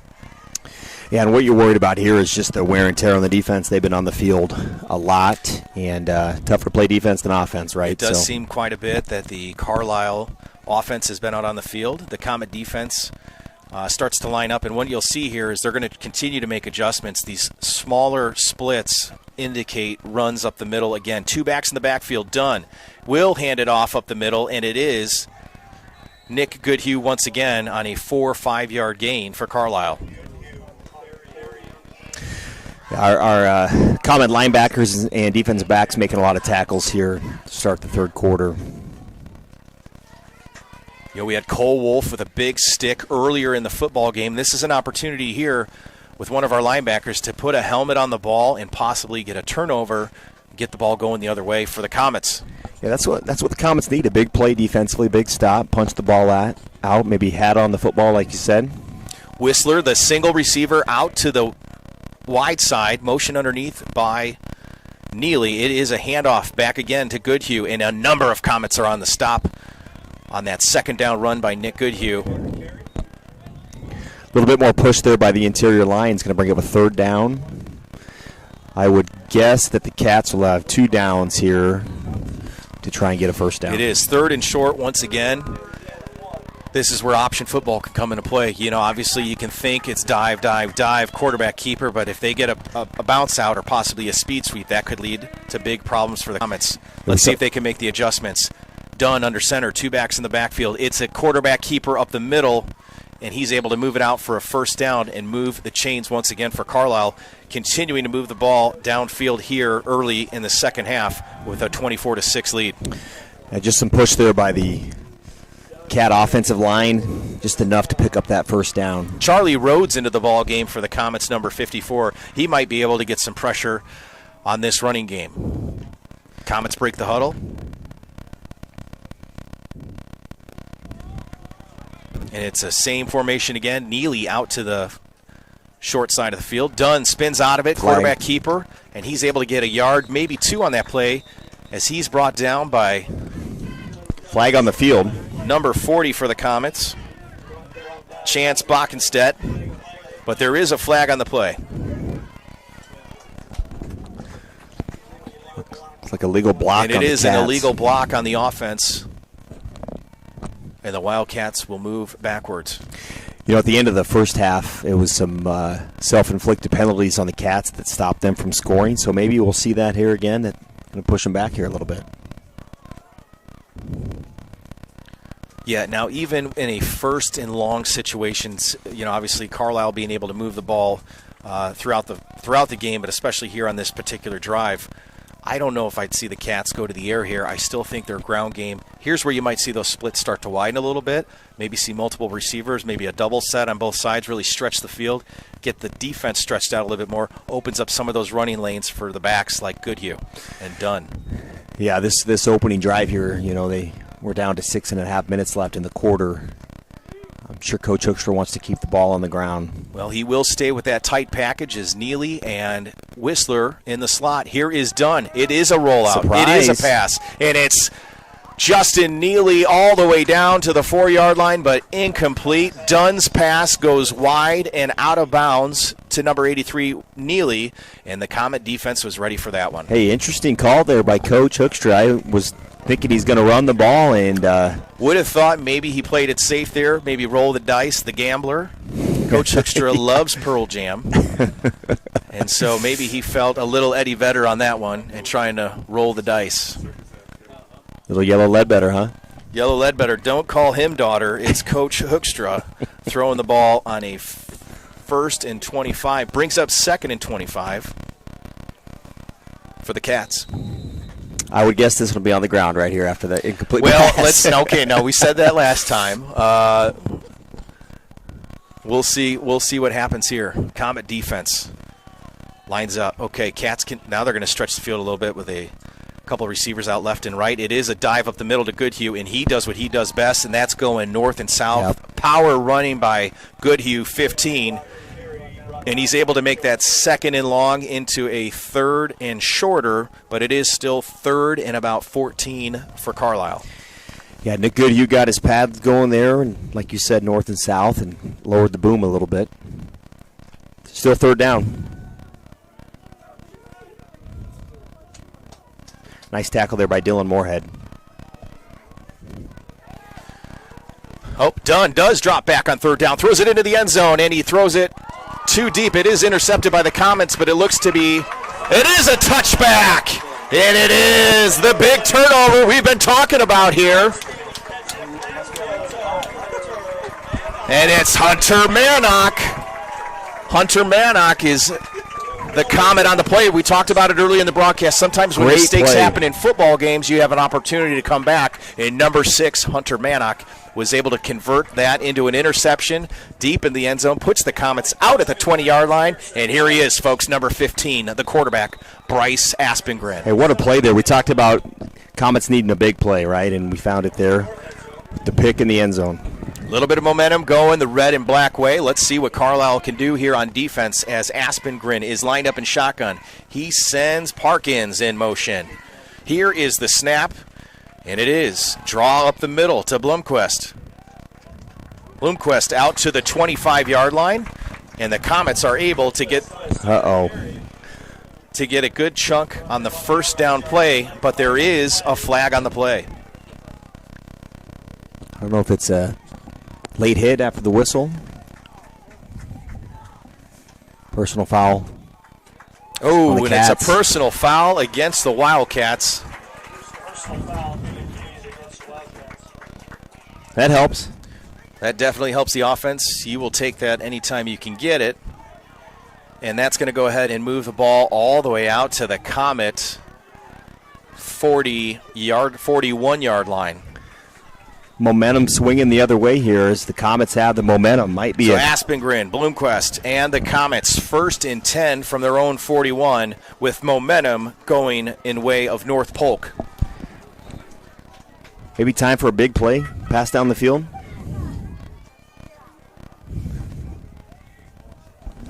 Parkins lined up in the slot.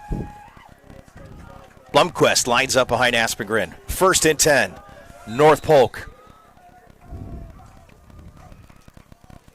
Quick snap. Thrown out into the flat. Ball is incomplete. Pass intended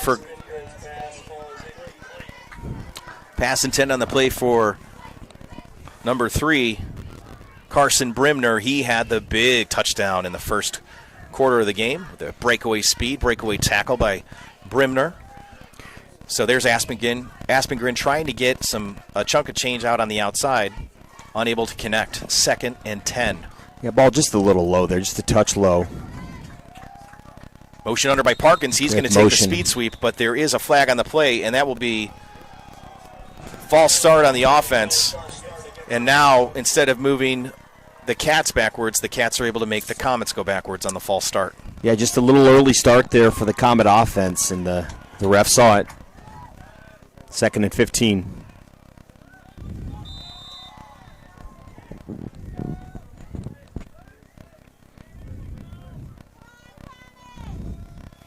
And there you can hear the fans cheering on the North Polk Comets, trying to get some more points on the board as two receivers are out to the right side. Looks like Capaldo and Brimner. And there's Blomquist lined up next to Aspengren. Here is the snap with Parkins moving underneath. Aspengren down over the middle. He's got a man open and over the top, just misses him. And it's number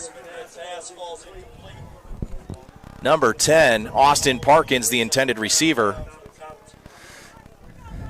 Yeah, good route there.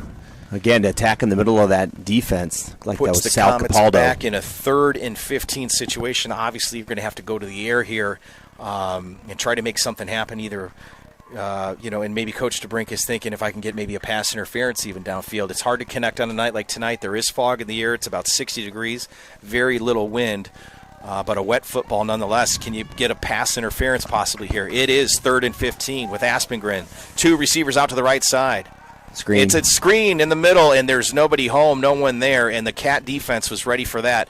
3rd and long situations, well-coached teams are always ready to play screens and draws, and the Cats were ready for that one. Yeah, good call there by Comet offense. Cat sniffed it out. Going to bring up a 4th down. Most likely too early in the game to go to a 4th down attempt, especially when it is 4th and 15 from your own 36. So it will be Mannock and the Comets ready to punt with C.J. Whistler back deep for Carlisle. Kick is down deep. Whistler attempts to field it, but it takes a Comet bounce, and C.J. Whistler was unable to get underneath that one, and that allows the ball to go down to the 20-yard line, and that's where Carson Dunn and the Carlisle Wildcats will take over with their second possession in the second half. A heck of a play there just to catch the snap and then to have a really nice punt there. Done a nice job tonight.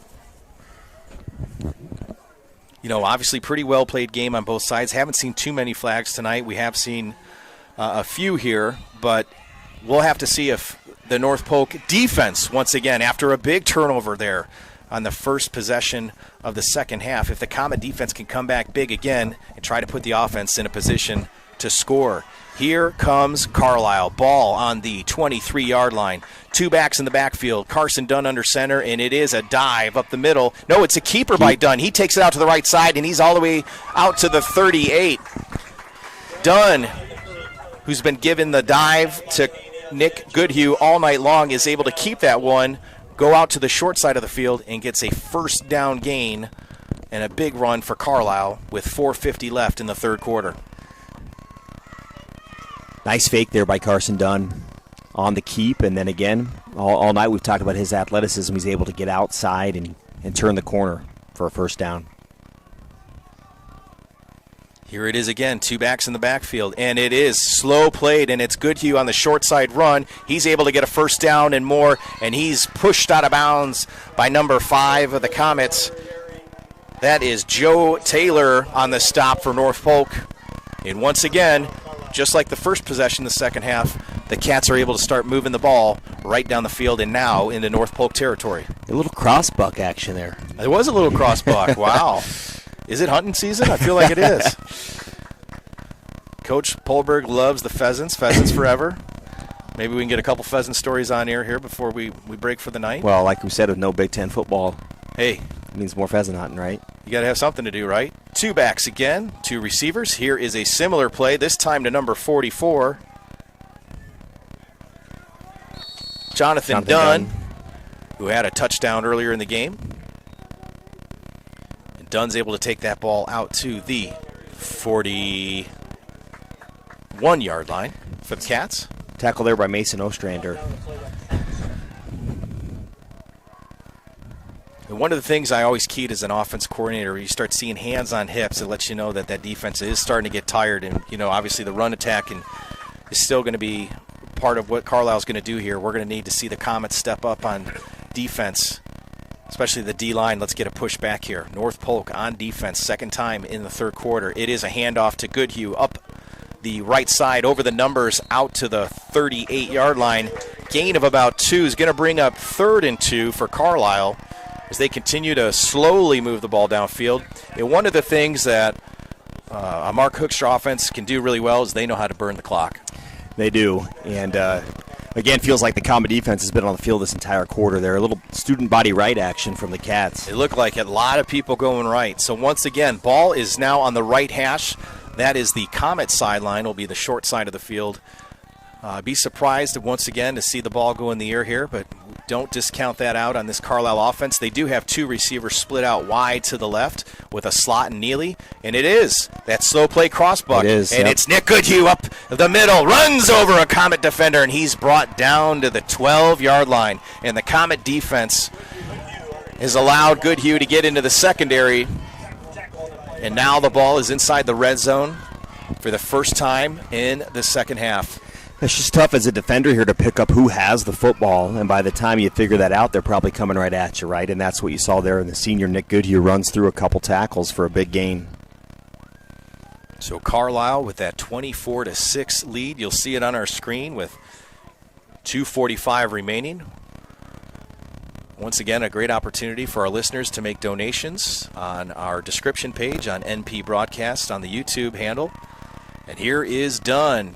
Goodhue off tackle left, down, runs north and south, puts his head down, crosses the goal line, and it's the Wildcats that draw blood first in the second half.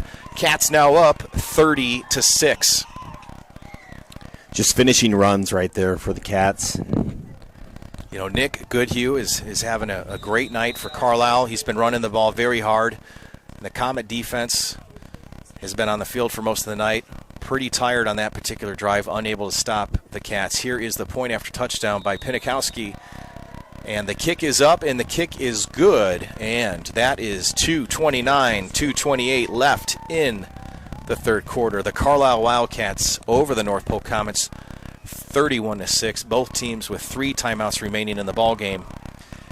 And it'll be an opportunity for North Polk to come back onto the field for their second possession of the second half. You got to think they got to start airing the ball out here a little bit. Yeah, probably with the down and distance that we're in. You know, last week against number 1 ranked DCG, it was great to see the Comets really fight through adversity and finish that game strong, and hopefully we'll see that again tonight. Yes, that would be great, Seth. So here, now you start thinking, obviously there's a bigger lead than you've had all game.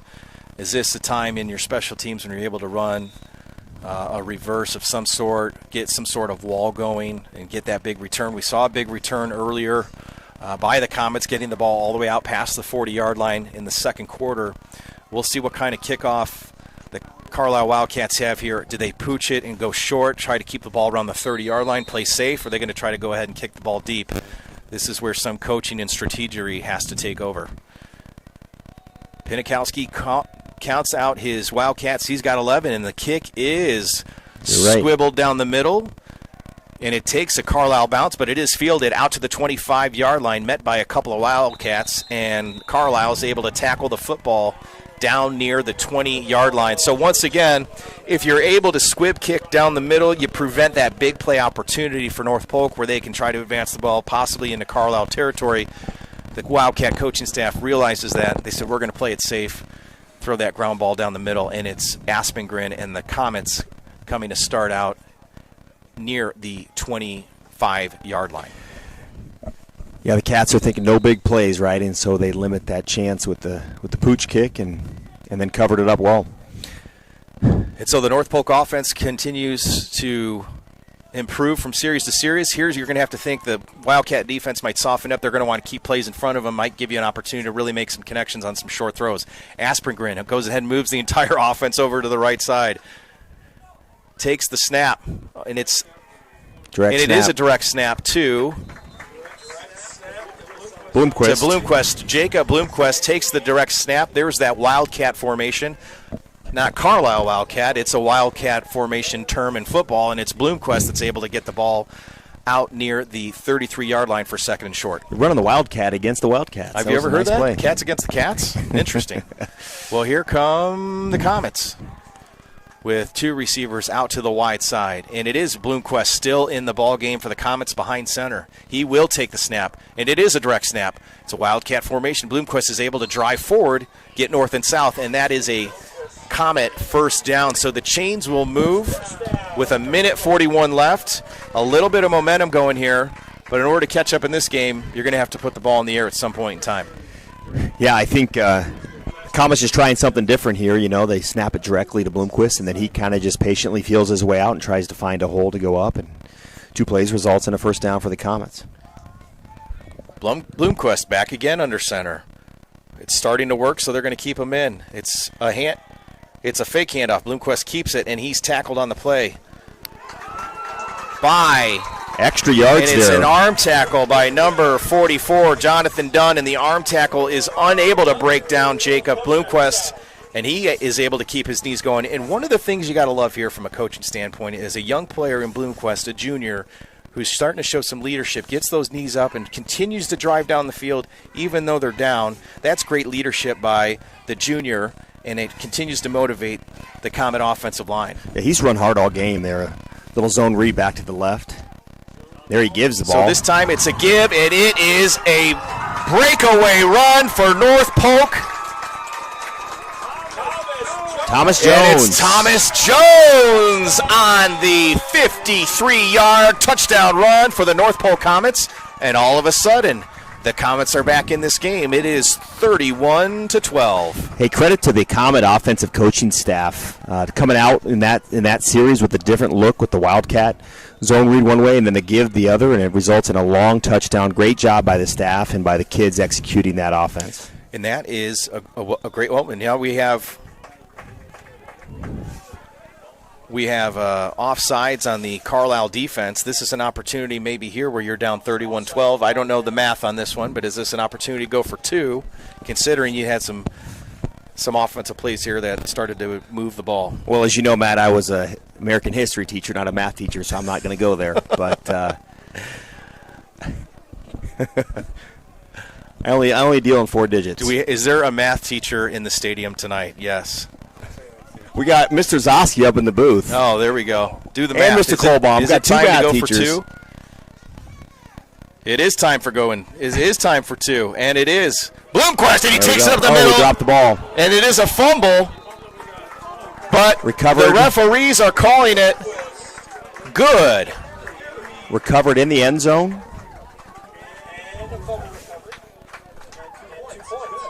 So the Comets Is that how they drew it up? I think that's exactly how they drew it. It's the old fumble-rooski. It's the fumble forward. Fumble forward, and so that should bring the score to 31-14.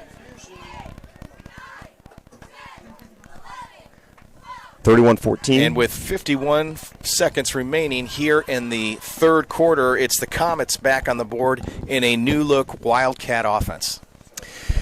Hey, while we wait for kickoff here, I wanted to give a couple shout-outs to some former students listening. We got Tommy Donovan. Oh, Tommy Donovan. Former All-Star student. Colin Black Hills Lister. State University basketball player. Yep, Colin Lister at Simpson College. Colin Lister. Susawan Vansalam, also known as Max the Bad Boy, who's listening as well. So we have some Carlisle alumni that have watching the Cats out here tonight, reaching out to Coach. Hope everyone is doing well, thinking about you.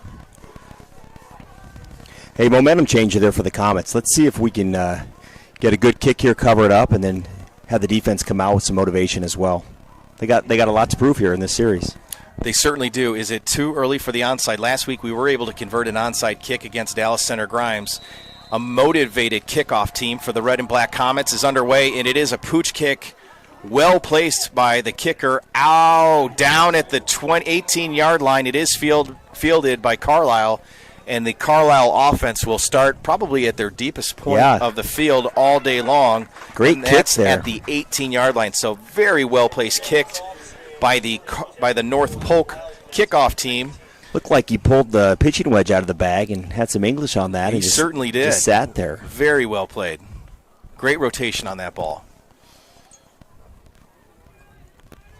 Huge series here for the Comet defense. Like to give a shout out to West Elementary Principal Corey Allison. It's his birthday today. Did you know that Mr. Allison played football at Ankeny High School? He played left out. So happy birthday, Mr. Allison.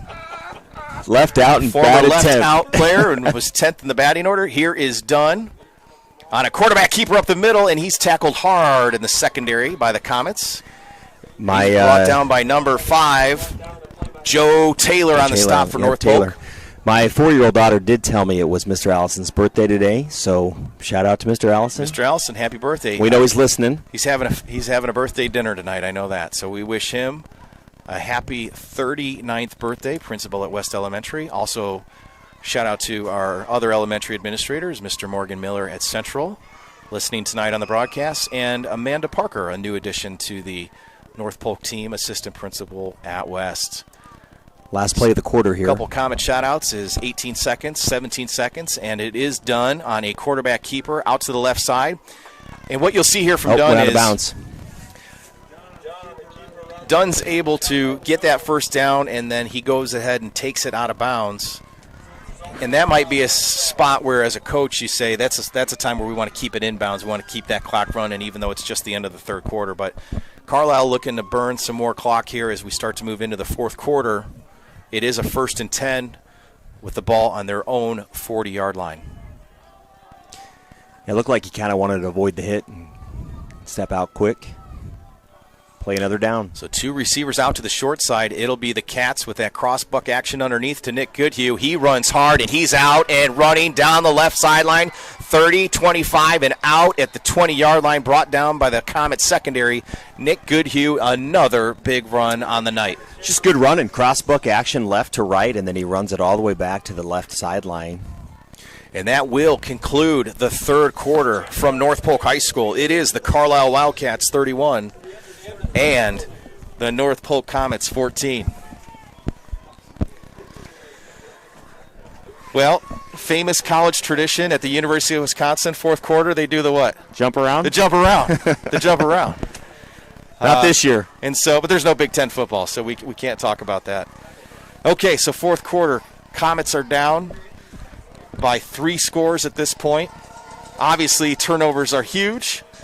But this is an opportunity here. If you're a senior and you've already lost 2 games in your senior year, this is where you start to have some of those conversations about, guys, we got to. This is one of those moments in our football career where we got a chance to do something really special. Yep. Yeah, it's going to take some more big plays. I mean, it's going to be a punch out. It's got to be a fumble recovery or a grab and go, scoop and go, something like that, to get the defense off the field and get the offense back on the field for the Comets. And that's what you hope for. You hope for that, when it's all said and done, it's one of those stories at the end of the season at the banquet where you say, remember in that Carlisle game when you made that big play in the fourth quarter that helped get us over the edge. So let's see what the Comet defense has in mind here as the Carlisle offense continues to advance the ball downfield. And Nick Goodhue having a great game tonight along with Carson Dunn. Yeah, it's gonna start, as we've said all night, stopping that run game. Got to get off the field here.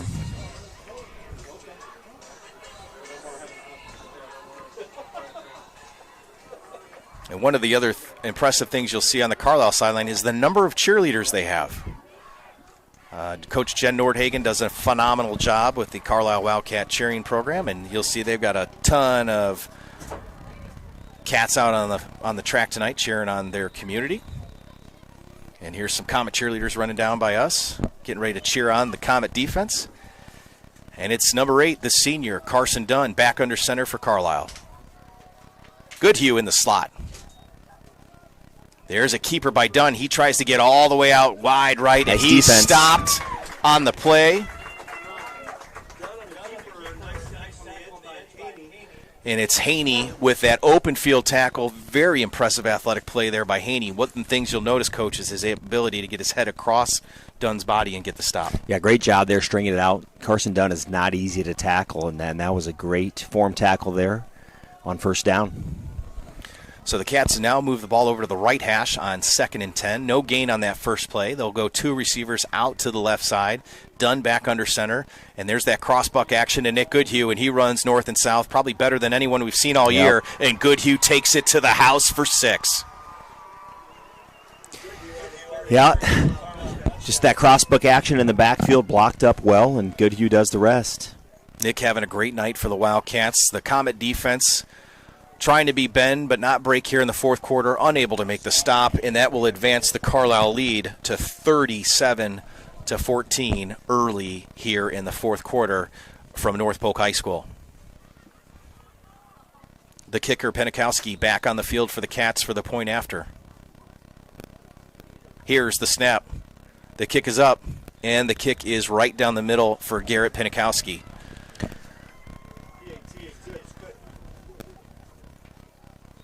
Well, positive here is that the Comets get the ball. And that's right. And this is an opportunity to maybe get some guys in the game that haven't been in the game all day, maybe get some new playmakers. One of the things that we saw in the last offensive series was the ability of the coaching staff to think differently and outside the box with a Wildcat package with Bloomquist. And obviously, you know, they were able to take the ball downfield and get the big score there for their second score of the game. So you have to think, did they go back into that package? Yeah, we'll see what they do here. That certainly was effective on the last series, but also the clock's working against the Comets here too. So see what they do as we come out here with 11:16 left in the fourth quarter. It is, and you know, if you're Coach Brink in that huddle, one of the things you want to do is you want what I would call small victories. And what a small victory might be here is we want to sustain a drive over a long period of time down the field and put the ball in the end zone. So, you know, make it a small goal at this point in time. Obviously, it's hard to chase after the 38 points that Carlisle has on the board, but how do you get your players to buy into what I would call small goals and moving the ball downfield? Penikowski set to kick off from the 40-yard line, and it is a squib down the middle. It is touched on the play by a Comet player, picked up to the 30-yard line, out to the left sideline, and brought out around the 37. So the Comets will be able to move the ball and have really nice field position here in the fourth quarter. Yeah, it looked like Cox picked that up and got some positive yards there running on the left side. Comet first down here. See what kind of package they come out with.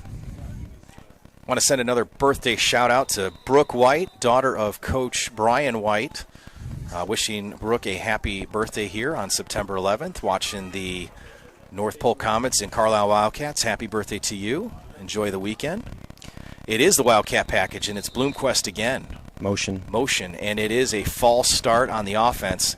And this is one of the things that can happen when you start to mix up your offense a little bit, is some of the timing. And sometimes it's the voice, because you've been hearing Aspengren all night making those cadence calls, and now you have a new guy back there, and sometimes the timing isn't the same. Yep, and timing's key for this offense, as you see as the linemen come up and get set.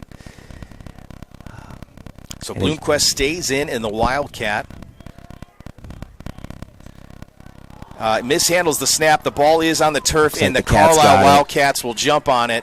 It's mishandled by Bloomquist, and the handoff to Parkins, and Carlisle jumps on top of it. Turnover early in the fourth. Yeah, it just looked like he never quite had a handle on that football, and Cats were able to jump on top of it.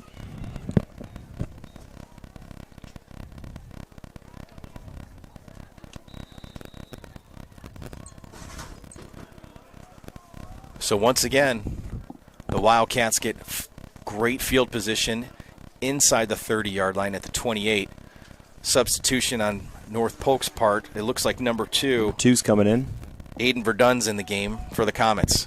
Here is Dunn with the crossbuck again. Nick Goodhue up the middle, and he's able to move the ball all the way down inside the 10-yard line. Nick Goodhue is on fire tonight, running with high knees and motivation all the way down inside the 10-yard, near the 10-yard line, and that'll be a first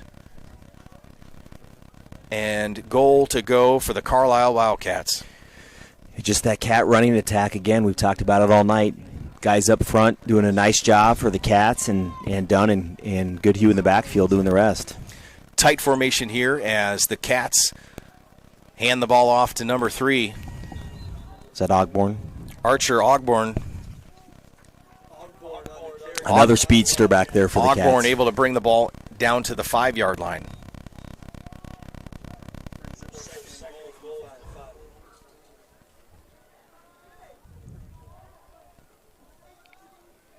And so this is once again, it's an opportunity, right, Coach? We talked about it, you know, how do you get a goal line stand? We've seen it a couple times this year. Here on 2nd and 5. With the Wildcats continuing to drive. North Polk looking for the stop. Motion under, and it is Goodhue out to the right side, and Goodhue is able to get in on another touchdown run. Goodhue having a career night here at Comet Field at North Polk High School. Goodhue putting yards after yards and touchdowns after touchdowns on the board, and it's Carlisle that will go up now 44-14 as Piankowski comes on for the point after. Got another cat touchdown there by Nick Goodhue, making his older brother Max proud, I'm sure. And the kick is good by Piankowski. And the Cats will go back to their sidelines, and the Comets come back to their sidelines. And now we're just in a situation here, Coach, with the 9:53 left. Let's just have some fun. Let's play some football here. Yeah, week 3 here, just trying to get better each week, and I'm sure Coach DeBrink the message is keep fighting. And, one thing that's interesting this year is each team is going to have the chance to make the playoffs and due to the circumstances. So losses early in the year, don't impact the season as they have in the past. You're right about that. It is a unique opportunity. All teams in Iowa are going to be able to play some playoff football, and playoff football is always a little bit different because somebody's going to win and somebody's going to have to go home. And even if you're not starting off your season to the way that you might like it, you're still going to get an opportunity to play in one of the biggest football games that you may possibly play in your entire life in an Iowa high school playoff game. When you think about Coach Hoekstra's been at Carlisle since 2004, I think, and Coach DeBrink just in his second year here at North Polk, getting his culture established and his program established, and those things take time. So you're right about that, and I know both coaches speak very highly of each other. And when you talk about a veteran coach with obviously the years under his belt like Hoekstra has compared to DeBrink, if you put in the work and the effort and you really build that culture early on, the payoff will be obviously very great. And as the North Polk Community School District continues to grow and add more students to the district, you got to think that there's going to be bigger, better opportunities for some of our players coming up in future years. So nothing but good things on the horizon here in Alleman tonight. Blomquist back under center, or back over center. It's shotgun formation. He hands off. Sticking with that to Jones. Sticking with that Wildcat action. Maybe something that the coaches are thinking they're going to use moving forward, and what no better time to practice than in a live game scenario here. Absolutely. Best time to grow is against competition, and obviously it's going to breed some competition amongst offensive players, and that's a healthy thing no matter what. And so minimal gain there, 4-yard gain for the offense at 2nd and 6. And they'll line back up again. And it's Blomquist with a keeper out to the left side over the line of scrimmage. And here he goes, that speed, that open field speed. It's a different look. We haven't seen him throw the ball yet, but that's a nice big 15, 16-yard gain. And the North Polk Comets are back in business with a first down. Just great patience by him, not forcing the issue, waiting for something to open up. And then when it does, he attacks that gap, and he's got some great speed. So small goals trying to be achieved here by the North Polk offense as they are down 45-14 midway through the fourth quarter. Ball out near the midfield logo of the North Polk Comets. It is a handoff, and it is a breakaway run. Thomas Jones. All the way down to the 20-yard line. Thomas Jones, number 28 for the Comets. And this is what we're talking about. Yeah. Creates new opportunities for players. We talk about small victories. And here come the Comets with 2 big back-to-back plays in the fourth quarter. I know late in the game, but this the Wildcat offense and package has been very successful so far for the Comets. Very fun to watch, and one of the things that you really have to pay it forward to is the offensive line, because they're starting to open up holes that may not have been there earlier in the game. 1st and 10 from the 21. Here is the handoff. No, it's a keeper by Blomquist down inside the 12-yard line, 11-yard line. And Whistler's on the tackle for Carlisle. Another nice gain there for the Comets. Under 8 minutes left. Brady Miller checks in for North Polk. And it's 2nd and 3. Do the Comets keep it on the ground, or they try to go to the air here? Inside the red zone. It is a handoff to number 10, Austin Parkins, and he goes nowhere. Looks like Blake Deal on the tackle there for the Cats. Blake Deal on the stop for Carlisle.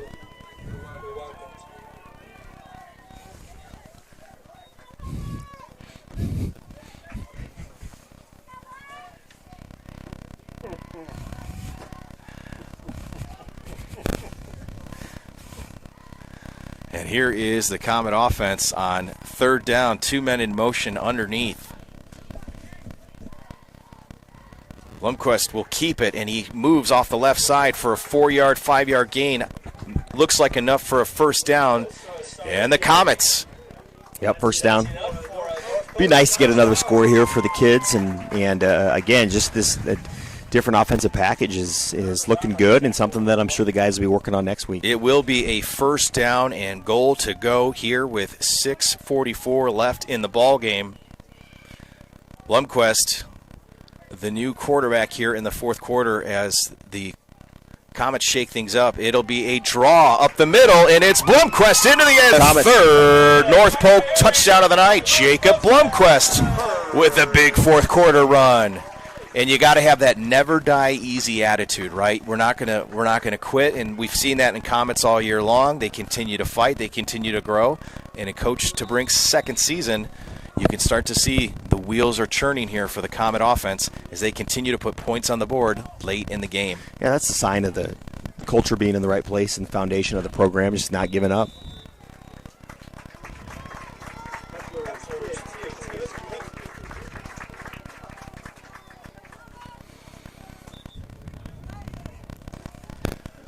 I wonder if we'll see some substitutions here for the Cats on offense, or if they're going to keep their first string in.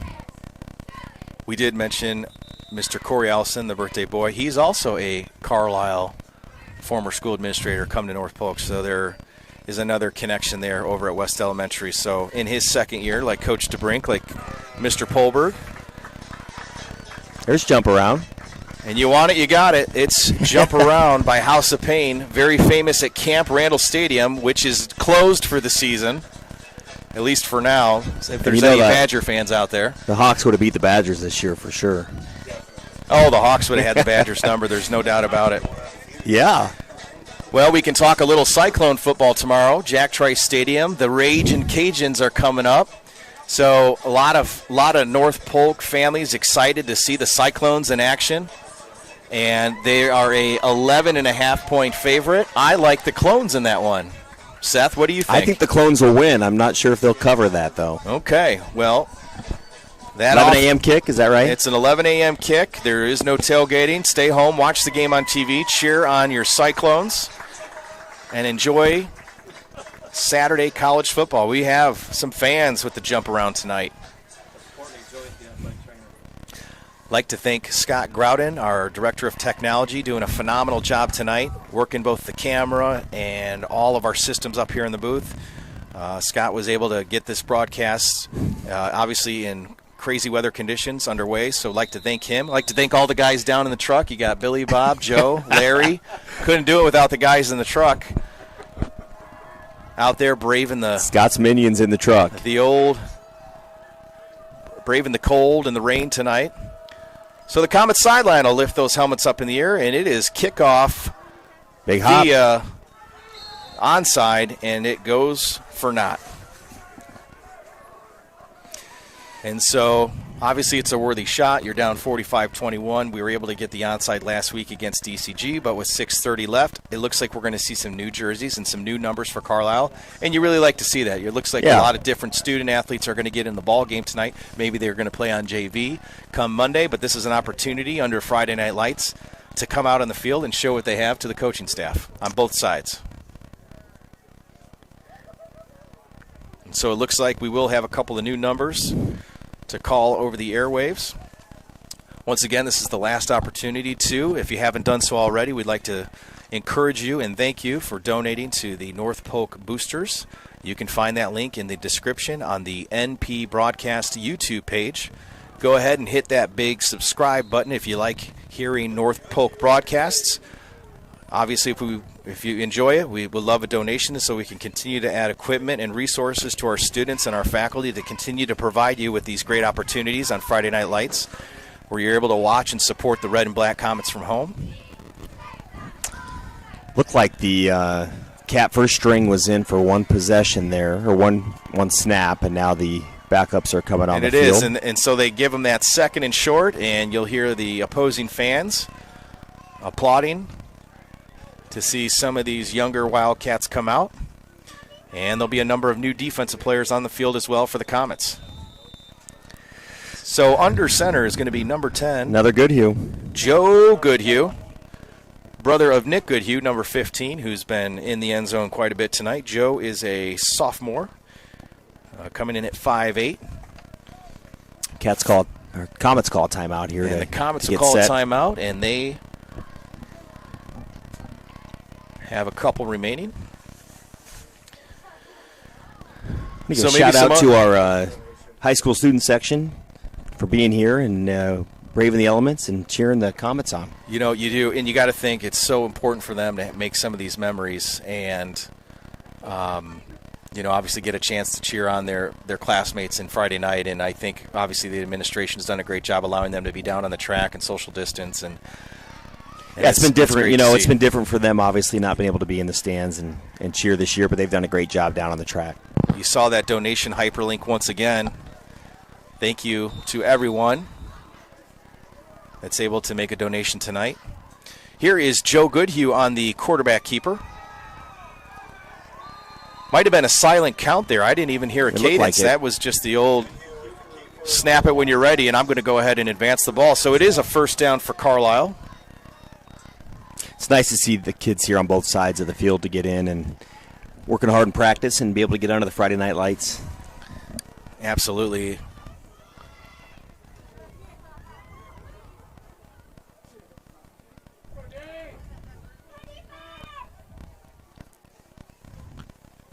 So the Wildcats in a tight package with two backs in the backfield. Offset. That's Joe Goodhue. Hands the ball off to number 34. Nice job by the Comet defense. Link in the ball game for Carlisle. And it's a nice stop by the Comet defense. Gifford with the stop for the Comets. Gifford's in there to make a nice play. Comet defense is waiting this new Carlisle offense. Clock continues to run here at Comet Field at under 4:40. Here's the Comet defensive line. They have 4 down defensive linemen, and it is a handoff to the left side for no gain, and it's a big-time stick by the Comet defense.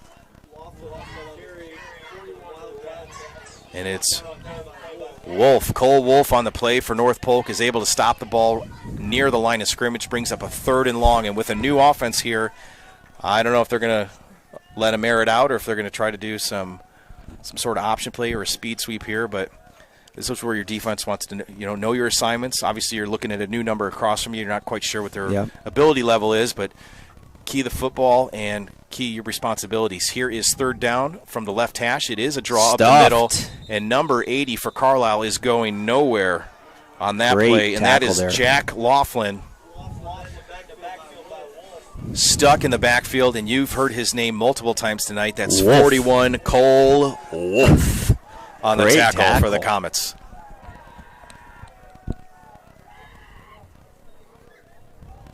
Fourth down. See if the Comets can get the ball back here.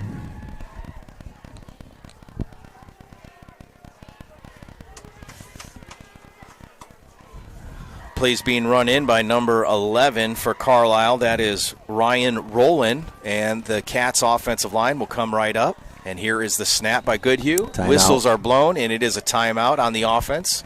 Carlisle, they have 1 timeout remaining in the ball game. I can tell you one thing. I'm not sure when the uniform rotation is up for the Comet football team, but it's hard to see the numbers from up here. We need some white outlines. It is. Well, Mr. Satry. We're getting a little older too, but it is foggy night. It is hard to see the red on black jerseys, so we're going to continue to improve that so that we can get all of our Comet players' football names over the airwaves and do our best to see them. But they do look sharp, that is for sure. During this break, just want to give a shout out. Our North Polk Student Council is having homecoming apparel on sale now through Tuesday on the P&M Apparel website. Thanks to Mrs. Huther and the Student Council for the great job they're doing and getting ready for homecoming here in a couple weeks. So if you'd like a T-shirt, make sure you check that out at the P&M website from the North Polk Student Council. Thank you, Mrs. Huther. Number 7, Caden Martin, the game. Goodhue on the roll out to the right. He is going to throw the football, and he has a man open, and it's number 21 for Carlisle down inside the 5-yard line, and it's the new quarterback, Joe Goodhue, who's able to connect with Cooper Fry, the junior.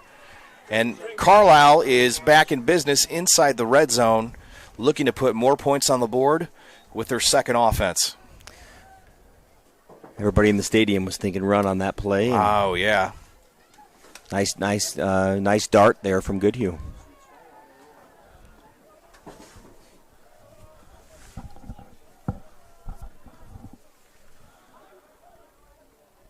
Here is a draw up the middle, and it's stopped and Touchdown. then bounced outside. Oh, it's not a draw. I apologize. That is Joe Goodhue, who's able to run it in for the Cats, and we have multiple Goodhues in the end zone tonight for Carlisle. Pinikowski, another familiar name tonight with the point after. And we knew that they could put points on the board. They certainly did it against Norwalk, and obviously it's happening here again tonight with a vaunted run game and a very good defense. And we've seen a very impressive Carlisle football team come into Alleman tonight and start to pull away from the Comets. Yeah, it's tough. We knew that'd be a key to the game, stopping the run. We've talked about it a lot, and kudos to the Cats and their staff for having a game plan coming in where they're going to run the football, and they executed well. And really, there's not a whole lot else to the game, other than just the way they've been able to run the football. You're right, and you normally in a normal season with 9 games, you'd be able to kind of chunk things out a little bit. But here's the crazy thing: it's week 3 of the high school football season, and dare I say, we are almost halfway through the season, and it seems like a season that just started. So you're going to have to really make adjustments quicker than maybe you normally would in a regular season. So, when you look at Saturday practice tomorrow for North Polk, what is some of those conditioning drills look like, and then schematically, what does it look like on the chalkboard of what kind of plays and opportunities are you going to draw up for your players as you go down to Pella and play a traditional powerhouse in the Dutch next week? Yeah, I think just having that growth mindset, I'm sure Coach DeBrink will talk to the team about that. Just control what we can control and try and get better moving into next week. That's right. And one of the things that's nice for this North Polk football team is their youth. I mean, there's a lot of guys that are going to have another season ahead of them or 2. And so you hope that these are the opportunities and game situations where they're able to learn from game experience, and hopefully it converts into later success in their careers. And so here comes the Comet offense. It'll be interesting to see who is behind center for North Polk.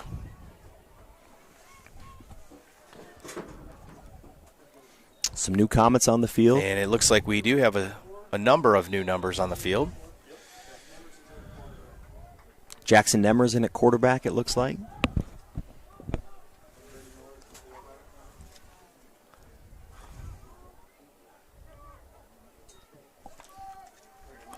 It's a keeper, and it goes for negative yardage on the play. Very well played by the Wildcat defense.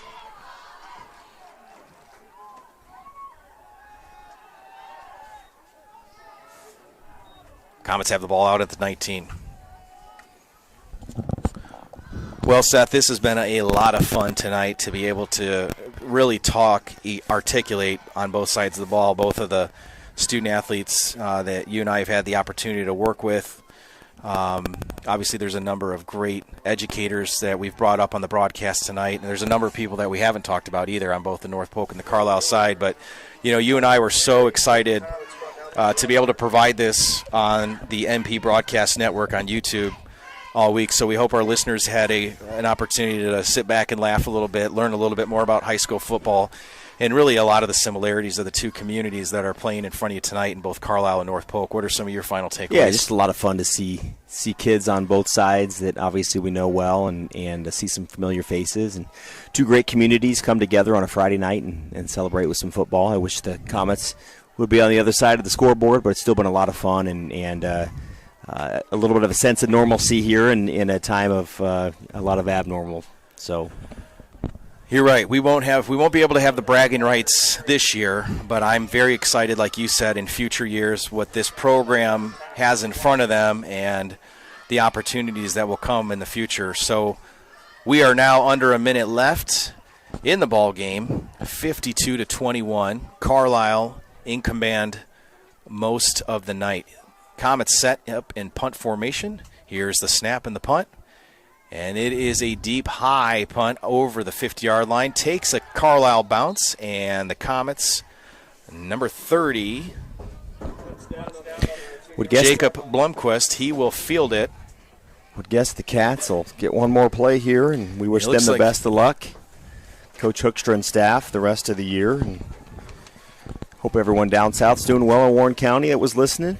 Fun to get some text messages from some former colleagues, we hope including Coach White, right? Coach White, we wish the best to Andrea Hoekstra, the high school principal at Carlisle. They got a great office there, and Terry Joyner, Megan Parks, Leah Heidemann, Stephanie Guthrie, Chad Street, assistant principal. Wish them all the best of luck this school year. Sounds like their school year is up and going very well for their students as well. And so from a loud applause on both sides of the field, we've completed week 3 of high school football from Comet Field in Allman, Iowa. It's a final score. Carlisle 52, North Polk 21. Once again, as we conclude the broadcast, if you have the opportunity and the willingness to donate to Comet Athletics, there is the hyperlink. You can also find it in the description of the MP Broadcast YouTube page. Hey, been a lot of fun tonight. Once again, want to thank all of the listeners out there. And to all the players that get an opportunity to listen to this after the game tonight when they get home, you're fun to watch, and we wish you all the best of luck the rest of the season and throughout the school year. For Matt Blackmore, Director of Special Programs in the North Polk Community Schools, and on behalf of Seth Polberg, High School Principal at North Polk, we say goodnight from Comet Field. And as always, go Comets. Go Comets.